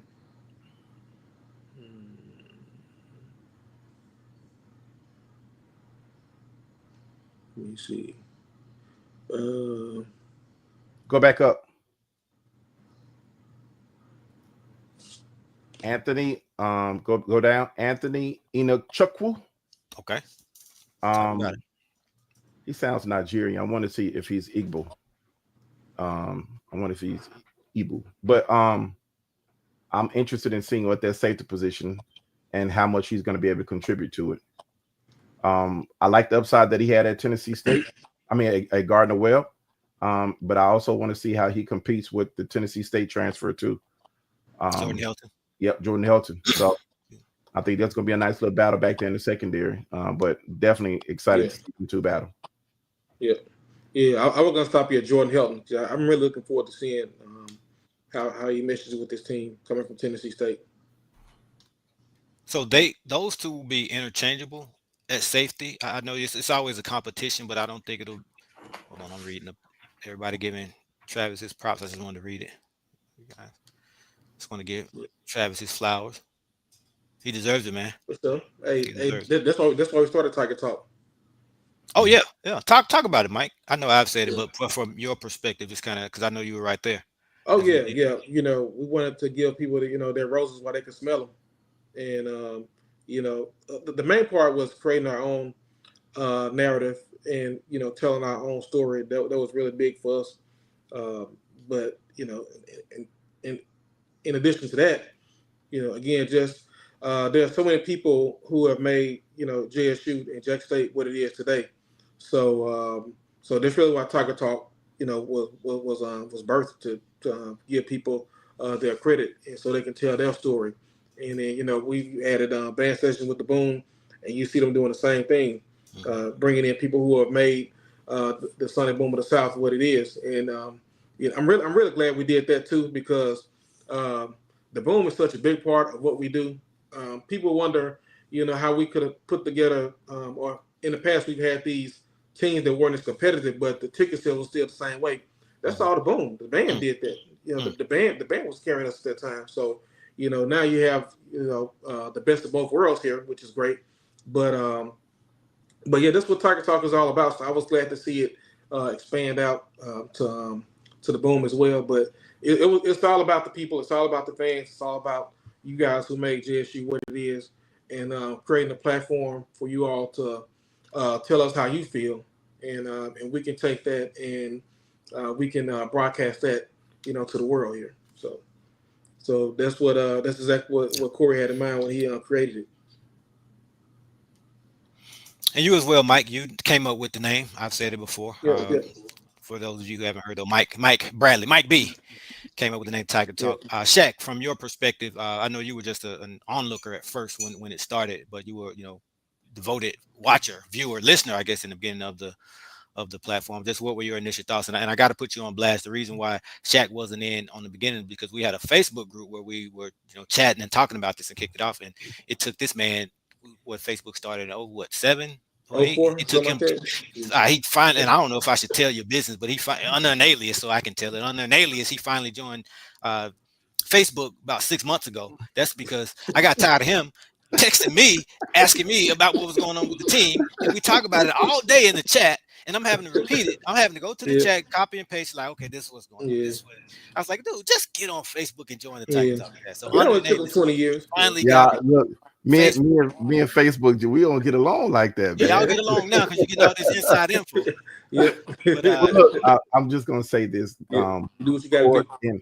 Corey and I have talked several times behind the scenes on my thoughts of having your own voice and having your own autonomy and having a say in creating your own narrative and your own story. Far too often, our people in our community have been victims of someone else telling our story and making money off of it, and never giving credit where credit is due, and never acknowledging, the fullness of what it took in order for that story to come about, or those stories, plural, to come about. So I've always been a proponent in us creating our own narrative. And I can't say enough about the platform and the opportunity that now exists, and the fact that now we can go ahead and push our agenda to put our university, our stories at the forefront that are told by us and not by anyone else. So there's no innuendo. There is no ulterior motives. This is purely driven by love for JSU and love for the people that attended JSU and love for the people who want to be a part of the JSU family. You don't have to go to JSU for you to be a part of this. The beautiful thing is, if you love JSU, you're a parent of a JSU student, or you're a part of the JSU community. You live in the area, or you even work at JSU. The fact is, we get to tell our own story. We get to paint the accurate picture of what we want to put out there, and we get to put our players and our institution at the forefront when we're doing it. So I love it. I'm blessed to be a part of it. I'm thankful for the opportunity, and I want all of you guys to know this is huge. Not many schools are actually doing this, and the fact that we're kind of leading the charge and it's organically evolving and growing into something that we don't even know what it's going to look like in the next 2 to 3 years. But I can tell you this, it would definitely benefit the university. It's going to benefit the community of Jackson, and it's going to definitely benefit the players of Jackson State, all of the student athletes of Jackson State University. So can't say enough. Yeah, Corey, one other thing the critical thing I forgot to mention is that when you created Tiger Talk, we were trying to figure out some kind of way we can take this and package this and monetize it to the betterment of the university. And, the KC 1400 Collective, birthed it out of that. So it's just a testament to, what we created here. And that's what the platform was all about, finding a way to make this beneficial for Jackson State University. Mm-hmm. Definitely, man. Shout out to Ken Clark, that whole team at KC 1400 Media, Yeah. friends of KC 1400 Collective, the whole umbrella, right, for taking it to the next level. You talk about controlling your own narrative. Those guys just took it to a whole nother, and ladies, Miss Rochelle as well got included. Mm-hmm. Took it to a whole nother level in terms of controlling the narrative. So together and to kind of tag teaming on it, we've done that. So mission accomplished, but a lot more to Shaq. A lot more to get done, to get accomplished. Apparently I missed a comment somewhere. I don't even know if I want to know though. But yeah, I mean, big shout out to Ken, because we're talking about organically growing and development. I mean, we saw that just get birthed out of this just us having a podcast and just talking about Jackson State. We saw a need, we identified the need, and we did it. And Ken did the same thing with the collective. We saw what was happening with NIL. We said we're not gonna do this. We're gonna do something else. And Ken stepped up, created it, and the rest is history. And now that thing is growing beyond belief, and so is Tiger Talk. So man, look, I can't wait to see what's gonna happen. Will this be every Sunday? I can't commit to it. You got to ask these two brothers. I'm definitely not coming here by myself. So we got some busy men in this chat right here. So y'all are lucky to get them when you did. Yeah. So, I'm down. He had the Corrals for this one. Yeah. Yeah, he did. Yeah, I think we want to do it last weekend. I'm like, nah, man, I'm in Atlanta. I'm not rest on. It's just a lot going on. Yeah. Yeah. So, all right, let's get back to it, man. Appreciate the flowers for everybody. Okay. Well deserved. So where were we? Looking at the roster. Yeah. Let's see if I can pull that thing back up.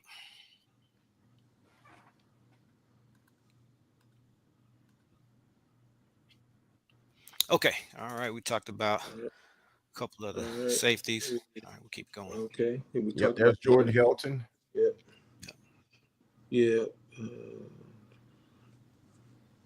We got to start with Quincy Ivory. We got to talk about Quincy. Yeah, we got to talk about Quincy. What else can be said about Quincy Ivory? Started out at Mississippi Valley State playing quarterback.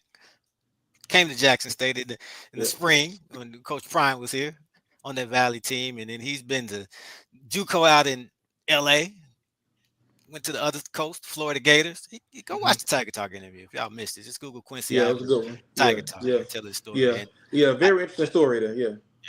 And I put this in the article. I should have put quotations around it. I don't know if I put quotations around it, but this was a direct quote from a coach. Quincy Avery has been unblockable at times. This was during the spring. That was told to me. So he's not just on here talking. No, all right. We're talking. Double digits, week 7. Double digits, week 7. Quincy, did I get it right? Anything else I need to add? I don't want to shortchange you now. Okay, all right. Jay, I'm gonna go with Jalen Ware too.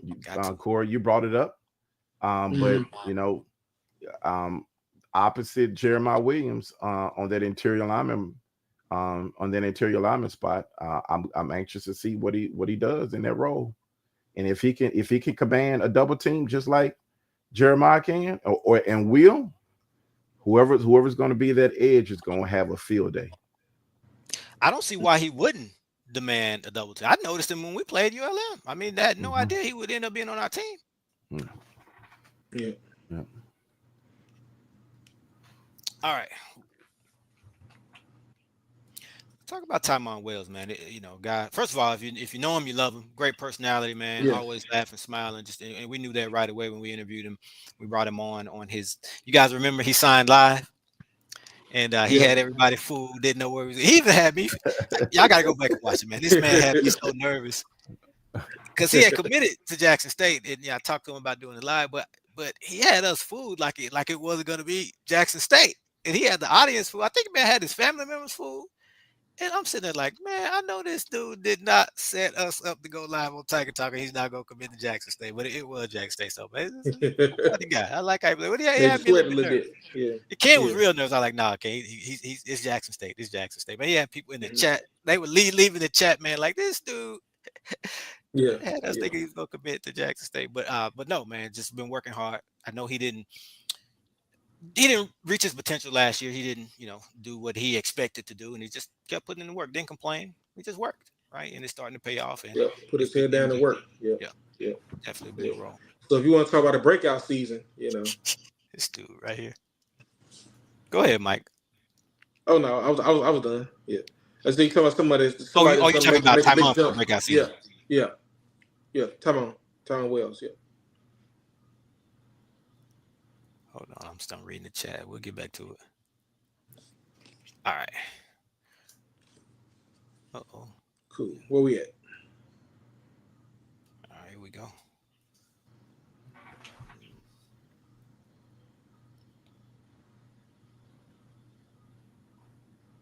Wayne Patterson, Jeremiah 2.0. Ken, I shout out to Ken. He was the first person to say it. He's been saying it since day one.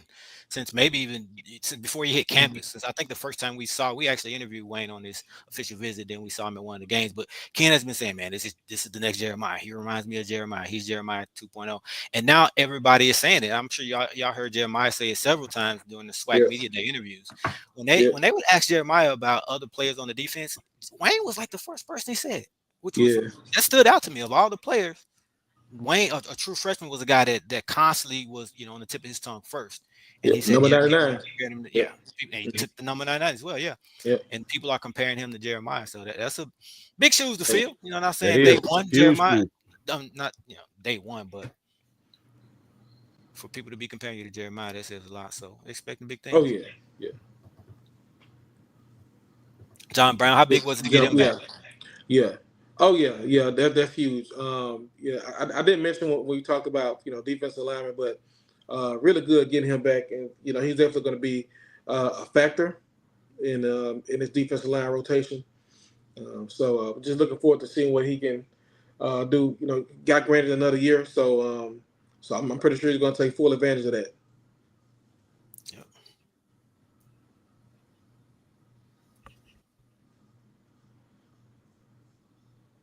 Let me see.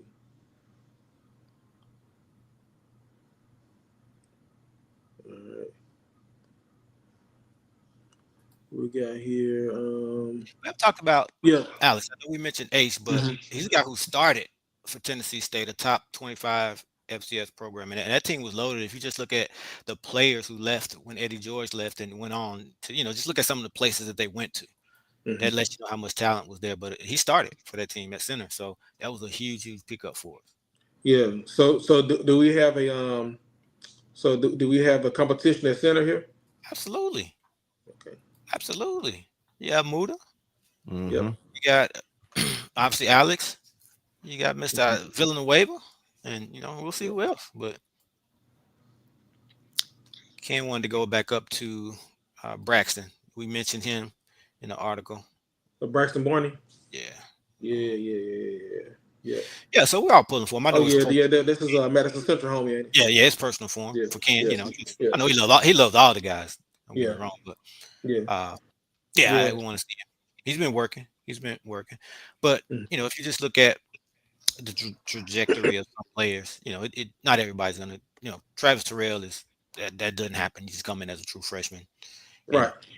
Play, let alone make an impact. So, but back in our day, like we're old, right? It was expected for you to come to Jackson State in red shirt. And I remember, I won't say his name, but one a good friend of mine, freshman year at Jackson State, he's playing football as well. And I remember him saying, "Man, I hope I can start by my senior year." Like that was his goal, to start by his senior year. That just kind of lets you know how things used to be, where you came in, you wait your turn, and then he said, "Hopefully, and he didn't mean that as in he wasn't good or it's gonna take. No, he just means that that's just you just wait your turn. That's just how it was. Yep. Different generation too. Yeah, nowadays it's like if day one, if you don't pop, get out of there. What did Aaron say to Quincy? Let me go back up. Oh, at the tight end. Okay, I did click on that. Man. All right. There's a guy, Kel Armstrong. Shaq. Mm-hmm. You think he can actually play as a freshman, or are we going to redshirt him? I think he'll be in the rotation. Man. Okay. Hey, we saw it though. 3 of them last year. Yep, I think he'll be in the rotation. I'm not certain if it'll be the first 2 games, but I think by midseason he'll probably be in the rotation. Man, we got to give him a microphone and a camera, because he's just. Have y'all just watched Bam in some of the, especially the player vlogs, like Desmond Moultrie when they do those vlogs? Have y'all just watched Bam? Man, this dude he's just uncontrollable, man, with that mouth. Like he will talk to you, just say whatever's on his mind. He don't care if you're an upperclassman. Like he will tell you exactly how he's feeling, man, unfiltered. So we got to give him a camera and a microphone, man. We just got to tell him to censor it a little bit though. Yeah. All right, we got us a Burke there. Huh? Oh yeah, we keep one of them. We keep a Burke, yeah. Muda. DQ. Where's right? That's Ken's pick. That's my pick for breakout player. Just hearing some great things about him, the strides he's made. And another example, freshman year, redshirted, coming along slowly, and last season as well. But now, just out of the blue, he's blossomed into a guy who has make a case to start. We'll see, but out of nowhere. Oh yeah, good dimensions. Yeah, I'm sure. Coach Beef have him in the weight room, so he's probably transformed his body a little bit. And ready to really dominate at this level. But yeah, I've heard some good talk about him. Yeah. DTB. Man, we haven't talked about DTB. I think, are we taking him for granted, man? Come on, man. DTB coming back. I think him taking advantage of the JUCO rule was outstanding. I mean, that was a godsend, wasn't it? Man. Oh yeah.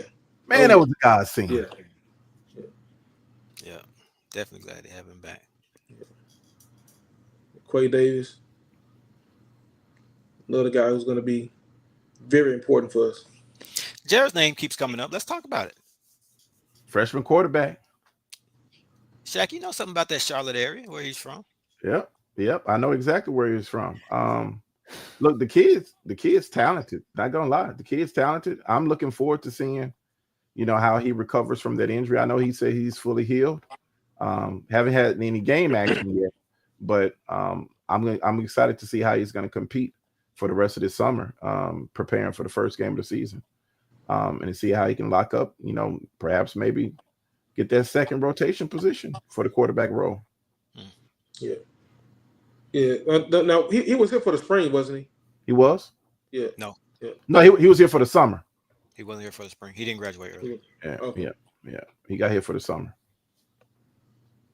But I mean, we talk about this a lot, but learning that playbook, that's paramount, man. Yeah. I think for him, the main focus is just working on that injury, making sure he's fully healed, and then getting his condition down pat and just getting ready for the spring. I mean, of course, I'd love to see him compete in the fall, but you have We'll keep going to talk about the rest of the quarterbacks here, but let's stay on it, man. Everybody wants to talk about him. We haven't talked about it much. Like we said, he hasn't been here. He wasn't here for the spring. The other two freshman quarterbacks that were here all last year. We've been talking about Ethan since he signed, wondering what was going on with him last year. We saw Parker at the end of the year, and been excited by him. Saw both of those guys during the spring show some flashes. So he's the new shiny toy. Jared, 3-star quarterback. No, he had the FBS offers. I had an injury. Some schools backed off. But he's here, and like I said, in the article, the staff stayed with him, stayed loyal, and he returned the favor, right? And he looks the part. Ken said in the chat, big kid. I put 6'4". Strong arm, big kid, strong arm. Yeah. I put 6'4" in that article, but probably 6'5", 6'6", and he just look. I mean, if you just like some people, when you see him, you'll say like he's somebody. We're all somebody, but like some people just stand out like. Who is that kid, right? So he just has that presence. The talent is there. You watch the film, it jumps off the screen. So it'll be interesting. It'll be interesting to see what happens. Yes, sir. Well, whatever happens, I think we're gonna be definitely be in a really good position for the quarterback role for the foreseeable future. Yeah. We got some capable kids on the staff. We got it on the roster right now. We got it, and we'll talk about this before we end, but things change. You say we're in a good position for the future, man. It's year to year in college. Year to year, Things change. Things change. Really, semester to semester. in order for us to be in a good position, y'all know what we got to do, right? Yep. We got to contribute. We'll come back to it before. But that's important. That's important because he's a guy. Yeah, we got to contribute. I'll just leave it at that. So let me say this. And I said this in the chat. It is what it is. I'll say it. It's like a small forward. So those schools who offered Jared Lockhart the FBS program, he got hurt. They backed off. And I hate to say it this way. Yeah, I hate to say it this way. Let's just be honest, man. Those schools said, you got hurt. We're not going to offer you. Go somewhere else. We'll watch you. We'll see what you do, and then we'll reoffer. That's essentially what they're saying. Right. So when he signed with Jackson State, they're like, great. He may be able to go there and play early. FCS program? Yeah, go to Jackson State so we can see what you got. See if you're healthy. When you're healthy, we'll reoffer you. So we got to win him over. Fan base, coaching staff, the community, and the collective. Got to have that pot ready. Those schools didn't offer him and pull the offer and say, forget about you forever. No, they said, go to JUCO. Go to Jackson State. Don't come here and rehab and on our dime. Go to Jackson State. Year, 2 years, you can come back, or you can come. Obviously. And you're gonna see a lot of that at our level and the Power 5 level, mainly because we're Power 4 level because they changed the entire landscape of college athletics now, and nobody wants to say it, but it is pay to play. It's pay to play across the board. And those guys from the Power 4 conferences, their jobs are on the line, just like our coaches' jobs on the line at our level. And everybody has this win now mentality. What I'm anxious and excited to see going forward, not just for Jackson State or FCS, I'm anxious to see how NIL is going to evolve and what's going to happen to create an immediate rules sanctions because of this off the rails mentality that we see right now in college athletics. It's almost like a runaway train right now with salaries skyrocketing with some of these players, but you never hear about the dirty side of this. And the dirty side is, I'm just going to offer you money. We're not going to give you a scholarship, but you're going to be a preferred walk-on. And I'm going to give you money, but you're going to have to pay for your tuition as a graduate school, as a graduate student. You're going to have to pay for your own room and board at this money that we're going to give you. So, I mean, and then the taxes. Nobody's talking about taxes. Nope. And you get that money. I just want the kids to know Uncle Sam is coming for his, and it's probably going to be half, depending on where you are in the tax bracket. Depending on the state, that tax bracket. Depending on the state. So that's going to be at the bottom of the depth chart. Yeah, that's huge. And these kids got to be made aware of the game that's being played on them, and they got to know they just got to have some wisdom and knowledge on how to operate within this new realm that we're in right now. Well said. All right, let's get back to it.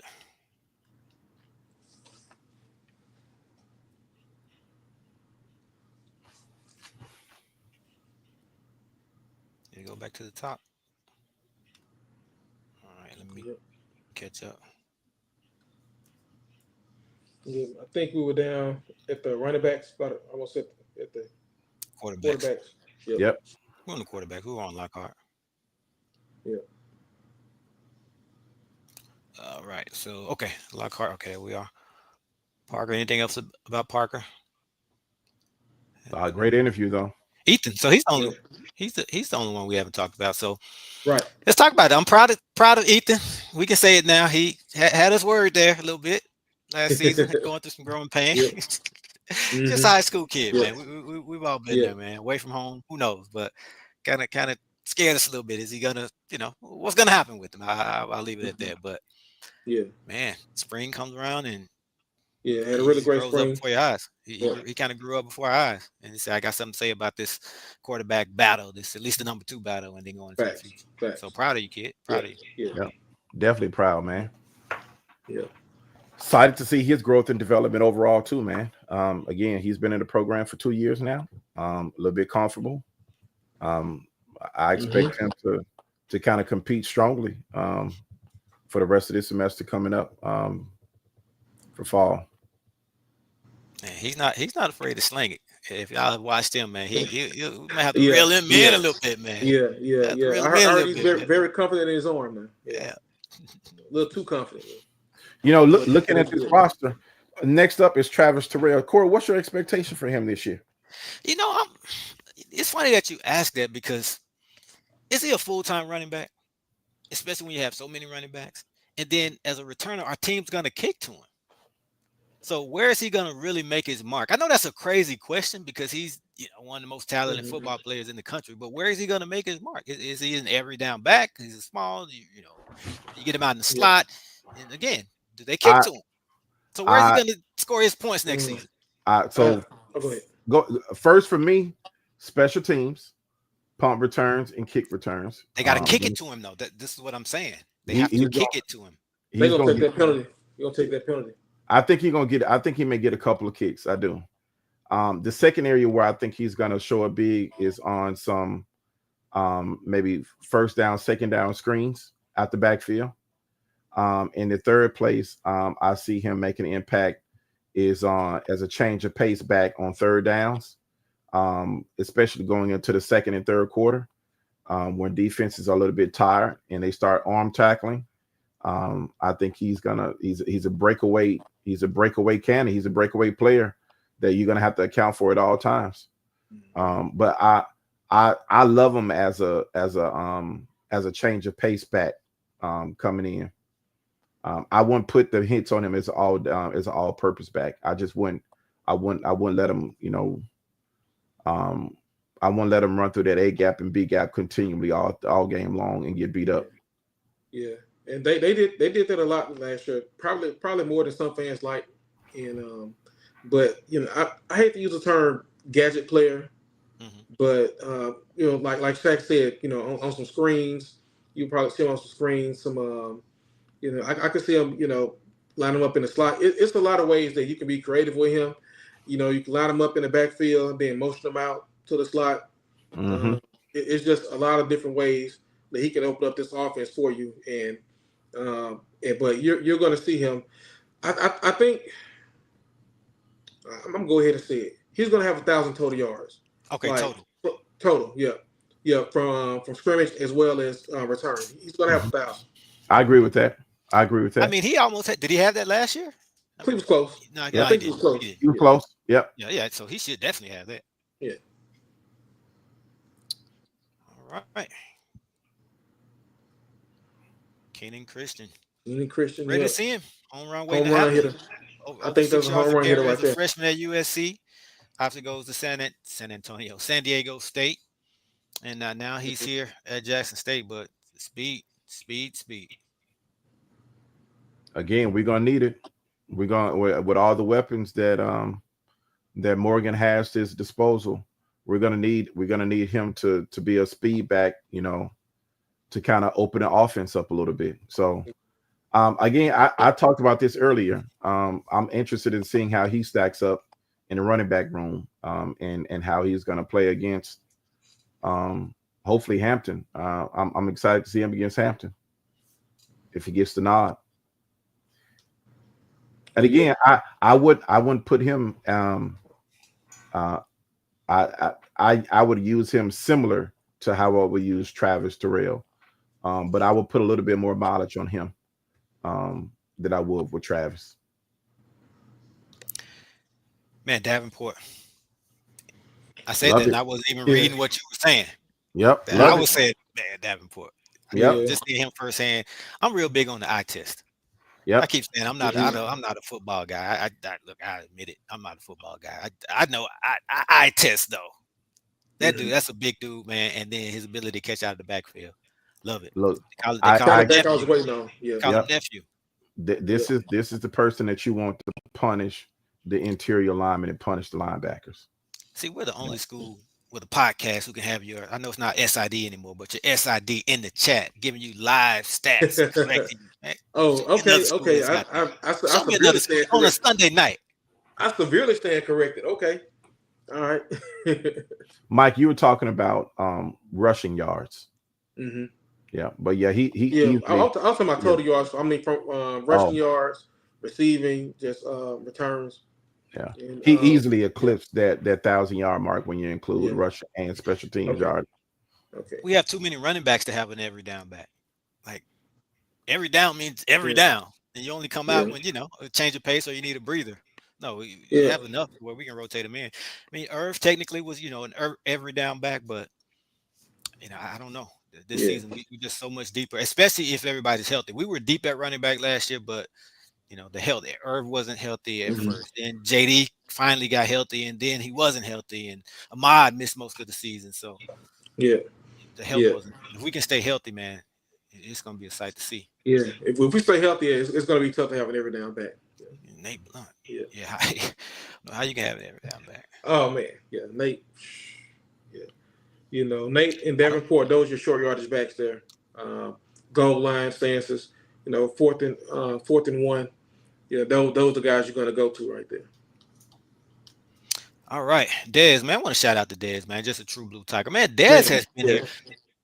I was going to ask y'all, but y'all were in the chat, so y'all know, because I said this in the chat, man. Dez has been here since the spring season with Prime, believe it or not. He was here for that spring season, man. Sure was. Talking about a true tiger, man, and he's had opportunities to leave, and not necessarily, because he was sought after by all these schools, but just to try to find an opportunity where he could be higher on the depth chart. Because let's be honest, man, this dude at any other swag school will be 1, 2, 3 at worst. I'm pretty sure it's a couple schools. I don't keep up with other schools, but 2 backs that may be as good, but first, second, third back. But he stayed here, true blue tiger, does what he has to do. I shouted him out in the article. As a team player, does what he has to do as a team player. I've heard multiple young backs talk about him taking them under his wing, showing them the ropes in the weight room, special teams. And then if you watch the podcast, man, shout out to you guys, man, doing your thing on the podcast. He's a Jackson State historian. Watch that podcast and just listen, man. He's going back and it's talking about players from the past. So that just tells you he's bought into Jackson State, the current, the future, but also the history. So I just love to see it, man. So shout out to you, man. You've been here since that spring 21 season. Dez.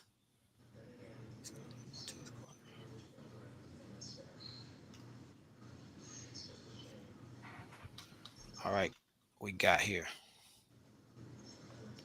Ahmad. Everybody keeps saying Ahmad's name in the chat, man. So let's talk about him. Let's officially talk about Ahmad. Excited to see him.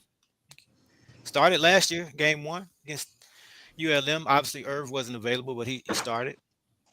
And got hurt, but bigger, faster, stronger. And he's a guy, somebody said he's going to shock the world in the chat. Thoughts on Dez?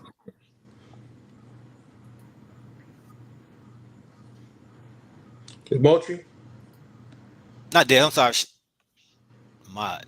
Thoughts on Ahmad? Oh, Ahmad. Oh, man. Yeah. Man, it's so many backs, man. It's but Ahmad, Ahmad, this could be the best example of an every down back on the roster. Okay. You know, from what I've seen, just from what I've seen on the field, you know, he has the size, he has the speed. You know, he can make plays. So he's definitely going to have an opportunity to be that running back one, and I'll just probably finish with the most carries because I just think he is first, second down, third down, short yardage. He just equipped and he has the ability to make plays in any phase of the game.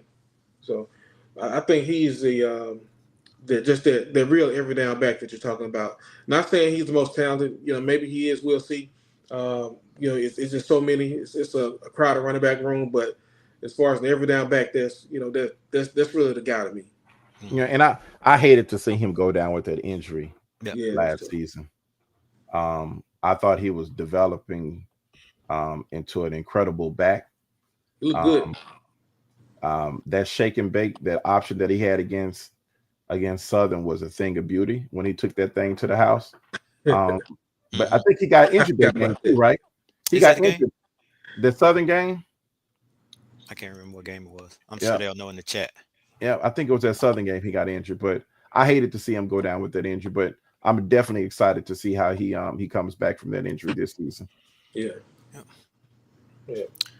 All right, let's keep going. Actually, let me go back to Dez. I want to touch on something. Well, I don't have to scroll up to show his name. I want to touch on something. So I put in that article recently, I highlighted Jeremiah Williams as well as excuse me, Jency, but specifically Jeremiah as being the winningest player in Jackson State history, especially once you factor in this upcoming season. So I slightly stand corrected, right? It depends on how technical you want to be. Okay. Jeremiah Williams, as well as Jency and Frankie Dunn came in that 21 class. Frankie Dunn, If you're being technical in terms of wins, that class, they're the only ones still here from that class, so they would be considered, you know, amongst the all-time winners. But if we're being truthful, which we are, Dez, like I said, he was here for the spring, as well as who else? Here the spring prior to that 21 season. Dez and who else was here for that spring season that's still on the roster?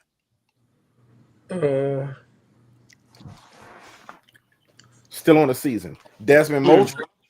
Yep, for the spring season. Spring season. You still who's on the roster? Simmons, Eric Simmons. Yeah.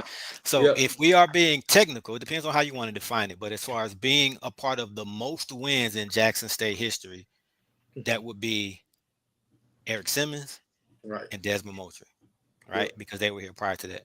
Now, obviously, you know, Jeremiah Williams, you know, if you look at, you know, Dunn hadn't played that much. Jency has missed time, been hurt. If you just want to say who has contributed to the most wins, then it's not a debate as Jeremiah. Right. But technically, the winningest players in Jackson State history, as far as being on the teams that have won the most, it would be Desmond Moultrie and Eric Simmons. So I just wanted to straighten that out. And put that on record. So. All right. Somebody mentioned Jeremiah Wilson, freshman, in the chat. So loaded with talent, but you know, running back room so deep, man. Yeah, I would redshirt. I'm not a coach. I would redshirt. Just the same way we redshirted Nate. Nate Blunt could have played last year easily. Could have played.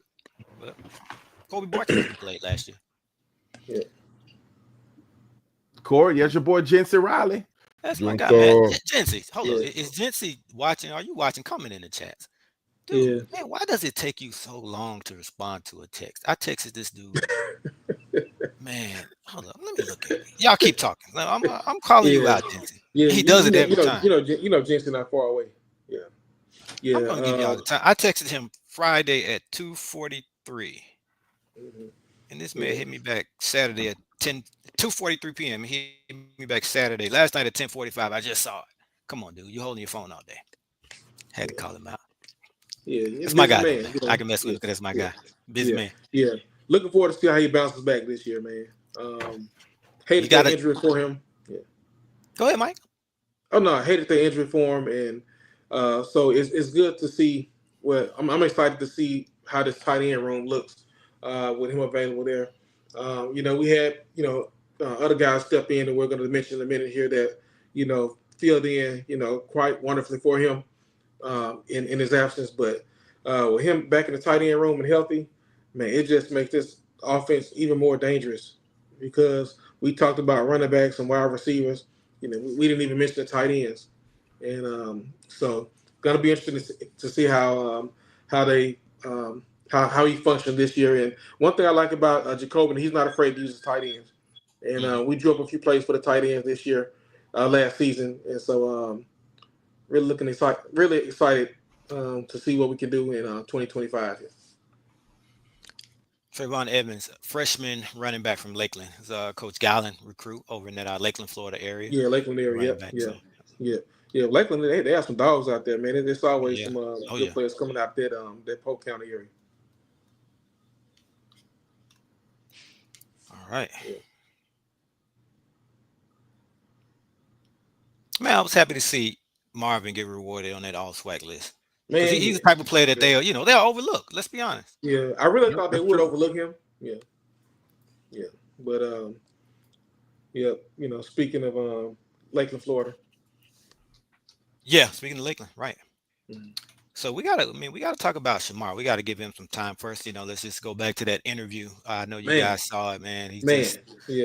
What are y'all's thoughts? Y'all haven't had a chance. That dude, he's wise beyond his years, man. He's been through a lot, and but he takes it in stride, and he just the fact that he was able to elevate himself to this level and get this far is just a testament to the kind of human being that he is, and he's an even better football player, and so looking forward to seeing what he can do. Not sure where we're going to line him up at, but just put him out there. I'm sure wherever they put him, he's going to excel. But that was a good interview, by the way, Corey. Well, I didn't do nothing. I pressed record and I smiled. Yeah. People talk like, okay. He took it from there. Yeah. No, that was great though. No, that somebody said, TD said, man, my job was easy. Actually, my job was difficult because you're wondering, like, should I jump in now? Should I wait? Mm-hmm. Like, let him cook? Like, just let him go. Do I stop him? I got some questions. Do we need to talk football? I'm wondering, okay, do the fans want to hear about the football? And then I shifted to the football, and it felt kind of awkward. I'm like, let's just shift back. So that was actually tough on my part. I honestly didn't know where to go with it. So it was good. It looked like it was almost therapeutic for him because you could tell it was just he had a lot on his heart and his mind that he wanted to get out there, and I'm glad you gave him a platform to do that. Yeah. All right. Let me see. Trayvon Evans, this speed. Yeah, that speed is in Florida boys. Glad Taekwon is coming back. Hate to see him go down, but for him, when you lose a Spencer, a guy who can stretch the field, it's great to have Taekwon coming back as well. Kobe Paul waiting for that breakout. We thought we would see it last year. I think we would have seen it last year, but injured. But a good opportunity for him to red shirt and beef up that body, pun intended. And he's a lot bigger, man. Look at them guns. Yeah. I mean, what else can we say about Joe?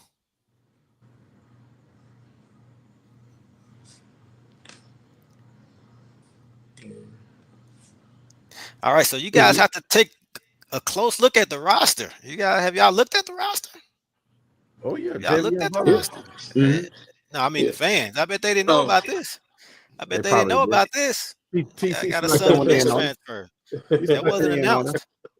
Yeah, he's been here. He's been here. He's been here. They just added him to the website. It was never formally announced, and I don't even know if he tweeted about it. But yeah, he is a wide receiver transferring in from Southern Miss. Another good tall option. Yeah. Another good tall option at the that's up again. Who's gonna take that starting position opposite?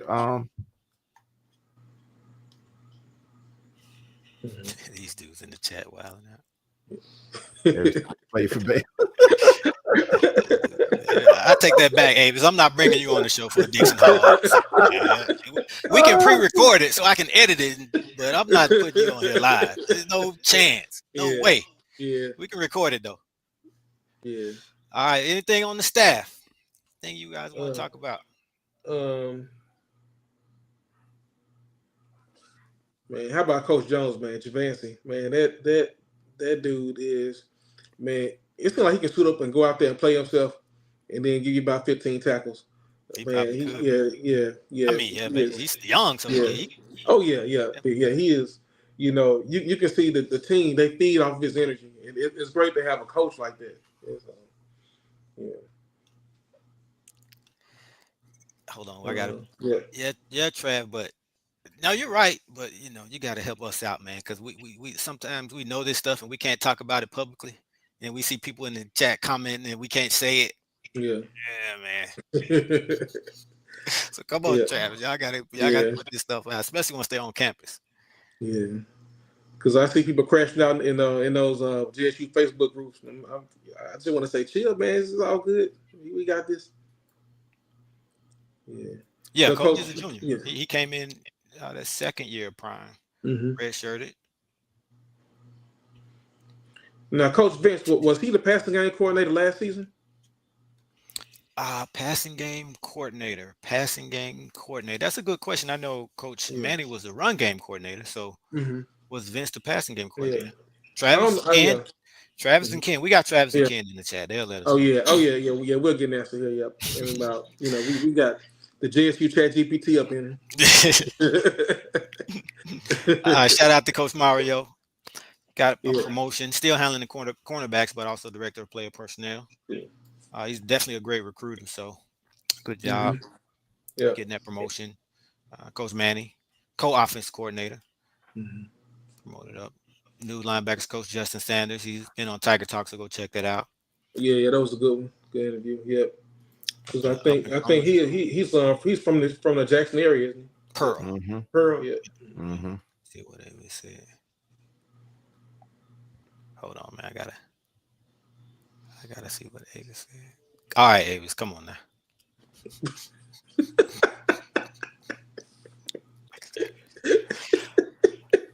All right, okay, we got you.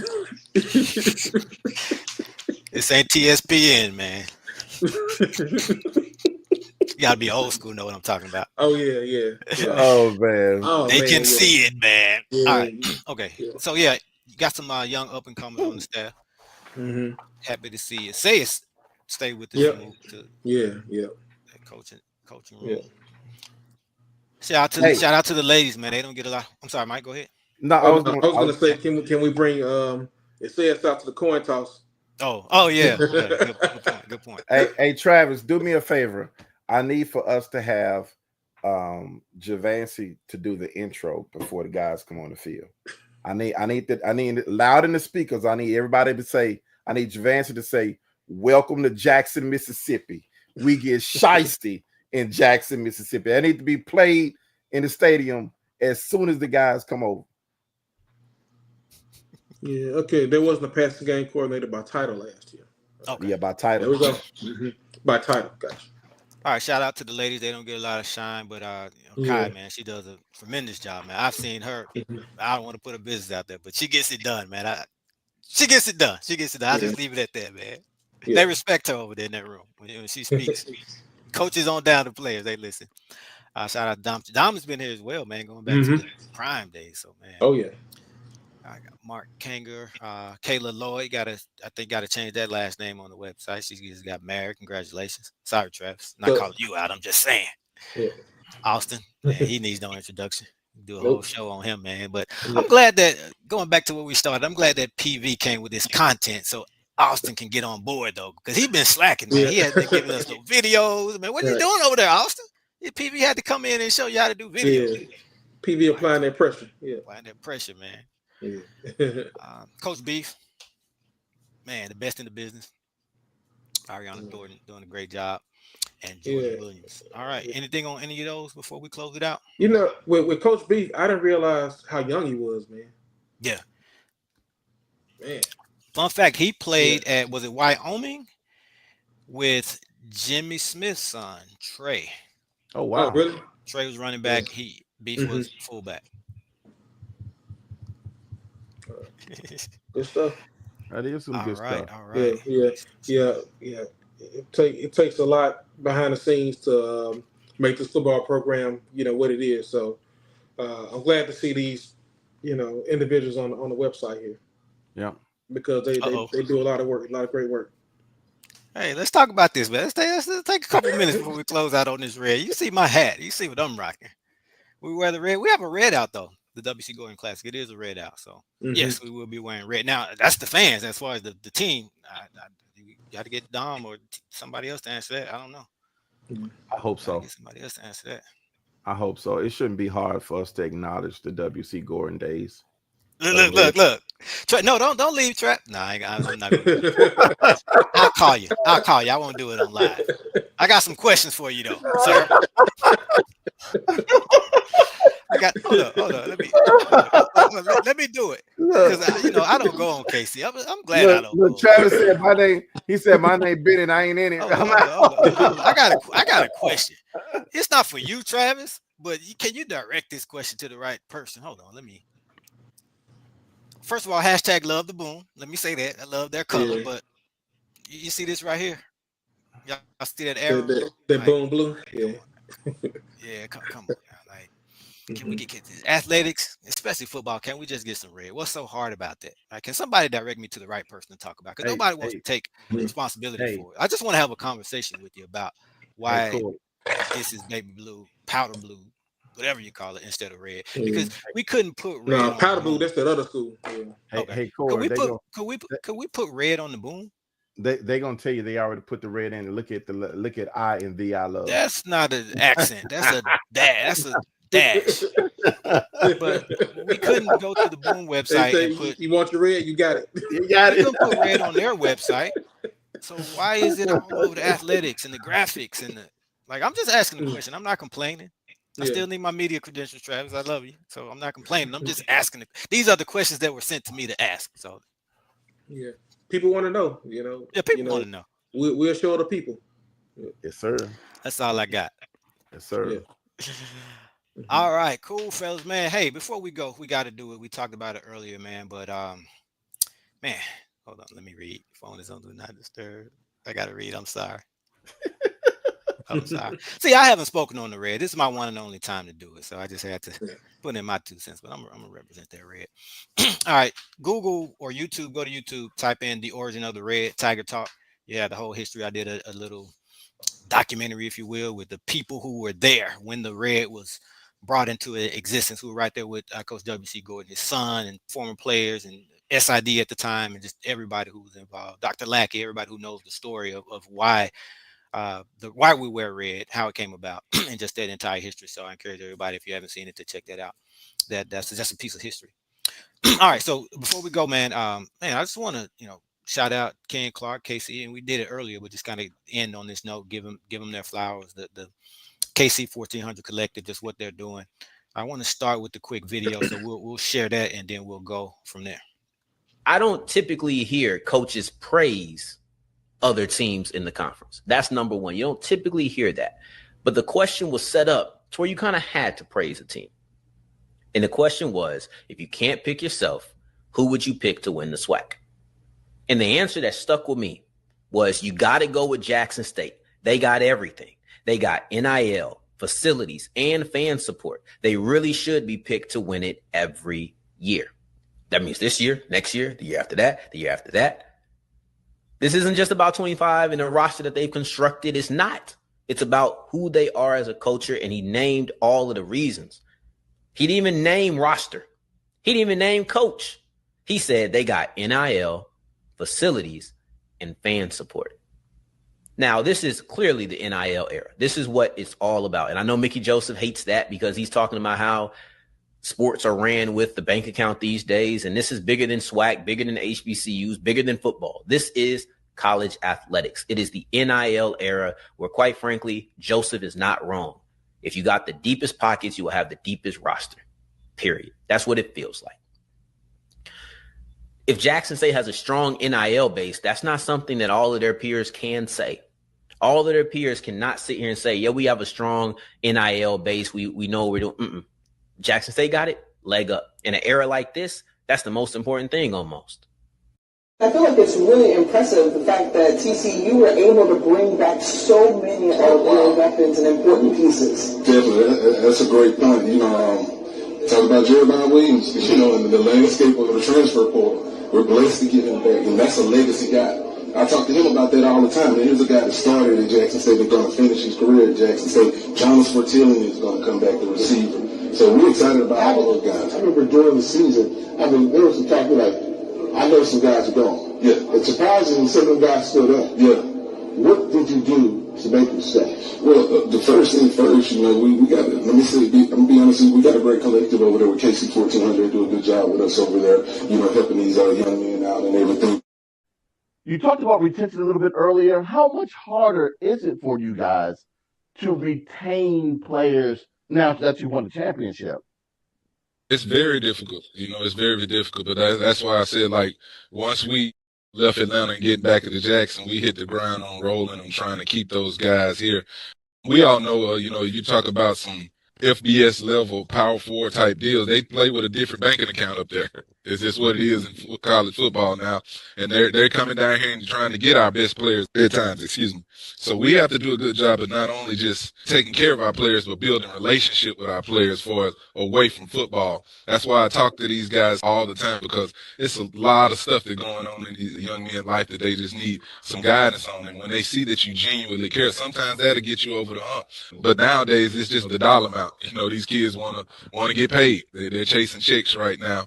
But I talk to them about tradition and everything. And, KC 1400, our collective, does a great job with these young men too as well. I have to say that.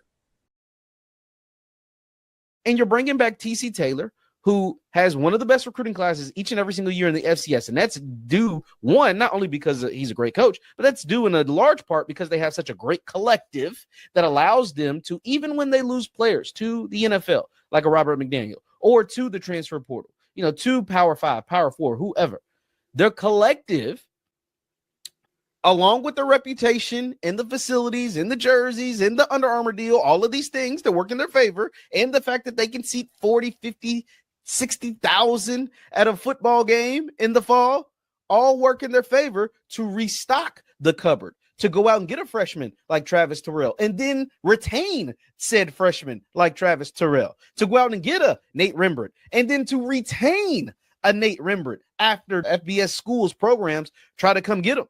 So you got your national champion head coach, check. You have your collective that's the best one in FCS. Damn, just HBCU. The KC 1400 Club collective is turning out to be one of the best collectives in all of FCS football. I mean, they have a whiskey. Jeremiah Williams got a car from a dealership in Jackson. That's big time. That's what the big boys do. They get their players cars and they start alcohol brands. Give it up. Let's give it up to KC 1400, man. Shout out to Darian, Locked On HBCU, the podcast. Obviously, you guys check that out if you aren't following that already, and of course Jeff Lightsey. So we appreciate that. But man, again, the team KC 1400, Ken, KT Dub, Miss Rochelle, the whole team, man. Is some people who don't, their name is not in the forefront, but a lot of people working behind the scenes to make that happen. But man, just imagine, man, a world where Ken Clark didn't go to Jackson State. Imagine if Ken had picked another school and he wasn't a Jackson State alum and doing what he's doing. Right now, we would be having a totally different conversation. It's amazing the influence that he's had with what he's done with this collective. Absolutely. So I just want to give him his flowers, and I just want you guys to, I know you don't get a chance to speak on it much, but just, of course, the flowers, but the importance of the collective from your perspective, because I hate for them to have to keep, every Monday, Wednesday, Friday, them being the ones pushing it, right? Maybe it should come from a different voice. So myself, but especially you two. Well, I kind of touched on this earlier, but about telling our own story and creating our own narrative. But I think what makes this partnership so exciting is it's a chance for us to amplify our voices, create real impact with the university, and build a legacy that matters, that's going to stretch far beyond just Jackson State and the Jackson State community. This is going to stretch across the entire SWAC, just HBCU football in general. So I've always said that Jackson State is the pride and joy of HBCU football. I think we've always been that. I think we represent the culture pretty well, and I think the partnership with the KC 1400 Collective is going to bring a lot more energy and people together, and it's going to be able to help us tell our powerful stories and make sure that the athletes have some of the tools to thrive upon even after they finish playing. So I think this is just the beginning. I can't wait to see what this momentum is going to be like as we continue to build it and we continue to celebrate it, continue to support it, and continue to make sure that it's visible across all of JSU sports and across the entire community. So, Ken, I know you're still on here. Damn good job, brother. I'm proud of you, man, and continue doing some great work.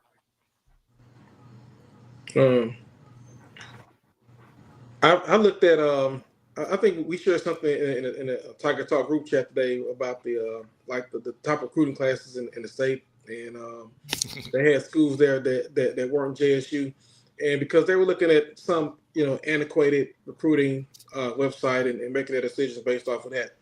But to be honest, when it comes to recruiting, it's almost like money now. It's not what it's not what you bring in, it's what you can keep. So how many players of value, how many of your plus players can you keep in your program, even after they've been, courted and poached by some of these powerful programs that are out here. Now, granted, we did lose some players, and we did lose some players, but it wasn't because of money or anything like that. It was, other reasons, like your Josh Nobles and your Isaiah Spencers. They had other goals that they had set for themselves and other things in mind. And they had other reasons for leaving. It wasn't money. But if you look at a lot of the other programs throughout the SWAC, they lost a number of their plus players to finances, or just not having enough resources. You can look at our roster. We got players from all over the SWAC that came in because of resources that we have available that their prior schools did not. So that's why the collective is so important, because when these guys go and win SWAC championships and celebration bowls, it's because you have players making plays, and other teams are going to notice, other programs are going to notice, and they're going to be approached by other programs. So we have to be able to do what's in our best interest when it comes to maintaining and keeping those players in-house. We have a great culture here, so a lot of players are going to stay here because of culture. And you'll find a lot of players, they don't want millions of dollars and things like that, the players on our roster. They just want to be taken care of. And that's why the KC 1400 Collective is so valuable and so important. And, Ken started because he saw that need himself. He had to give up his own hoop dreams because he had to go out and, provide for his family. So this was birthed out of passion for him. And it was something that was personal to him because of what he experienced while he was in college, as a student athlete. So when it comes to if you want the Travis Terrells, the Jeremiah Williams, there is something that we have to provide, be willing to give in order for us to keep that caliber of player, so that we can enjoy the Saturdays the way that we do. So very critical that you support the KC 1400 Collective, or just support the university, whether it's JSU by 40. There are a number of ways you can support the program, but it's paramount that we have that support. If you want to go out and start your own collective, hey, that's totally fine too. The more the better. You won't be first. You won't be first if that's important to you. But whatever we can do to make a significant impact and contribution to this university of ours, like V. Corey Steve's going to say in a minute here, it all helps the cause. It does. And shout out to you for bringing that point up, Mike, because a lot of people don't know the personal sacrifice that Ken made to continue makes to this day in order to continue to keep this thing moving and going forward. And most people would have quit. Yep. And I think I probably would have quit. I'm love Jackson State, but man, but I also think it was a calling, though. It was a calling. It is, and that's why I said I think that's why he's been blessed, because he heard the voice, He took action. He made the sacrifice, and now this thing is turning into something beyond our dreams right now. Yep. Well said, man. Again, kudos. We appreciate you, Ken. Don't quit, man. Don't give up. Don't throw in the towel. But I think and this is a call out to everybody that's in the chat to make sure you let your friends know. Make sure you let other Jacksonians know. Contribute to the collective, or just contribute to any JSU initiative. I don't care if it's $10, $15, $20 a month, whatever it is. It as Corey saying, it's all for the cause, and it makes a big difference in us galvanizing our support behind the university to put ourselves in a better position for the future. So, So I have a challenge to Tiger Nation. Everyone who, if you haven't joined, obviously, if you can, we understand everybody's situation is different, but if you can, if you have it in your heart, we ask you that you join. Okay, don't get in that portal. Yeah.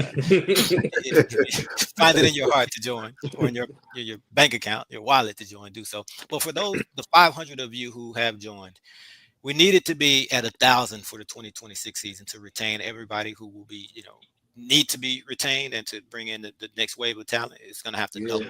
So the way this thing is going, that may sound like a daunting task, but it really takes all 500 of you to get one person to join.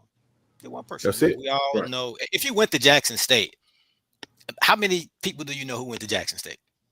You know a lot of them, right? Oh, yeah. So we ask you to get one person to join, and we'll double that thing. If you look at the all SWAC preseason list, the 12 players, I think 11 or maybe even all 12, 11 or 12 are KC 1400 collective ambassadors. That's not a coincidence. It's not a coincidence. It's no coincidence that the 12 players who were chosen as the best in the conference are on NIL deals with the KC 1400 collective.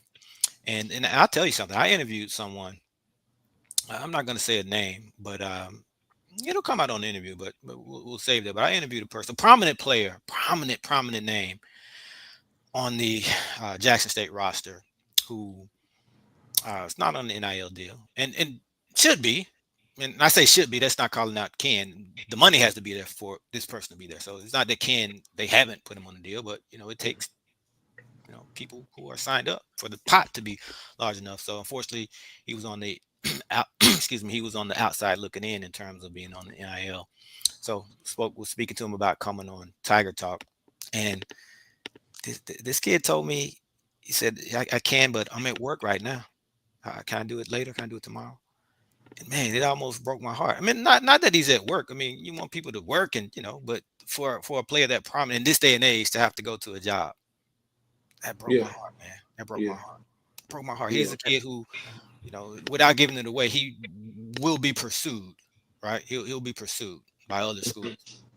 So imagine him wanting to be at Jackson State and another school offering him money and an opportunity to go there and play and not have to work a job. Be tough, man. Yeah. So kudos to him for going to work. That's a good thing, but to have to, right? To have to. So I think long gone are the days where our top flight, and everybody can't be on an NIL deal. We get it, but there are certain people, those needle movers on the team across multiple programs, who should be taken care of, because that's what the market dictates. The market is calling for that, for them to be, because if we don't take care of them, somebody else will. You'll be able to go to another school and not have to work that job. So just keep that in mind. If you can do so, join the collective. If not, do your part and spread the word. If you just honestly, genuinely can't, or if you're skeptical, spread the word. Tell somebody else and let them decide if it's for them. Don't say, well, I don't know about this collective. No, say, hey, they have a Jackson State has a collective. Check it out. Let them decide. Right? Let's get to 1,000. Yeah. All right. Anything else, fellas? Man, I enjoyed this. It's been a good show, man. Look, and somebody put this comment in there.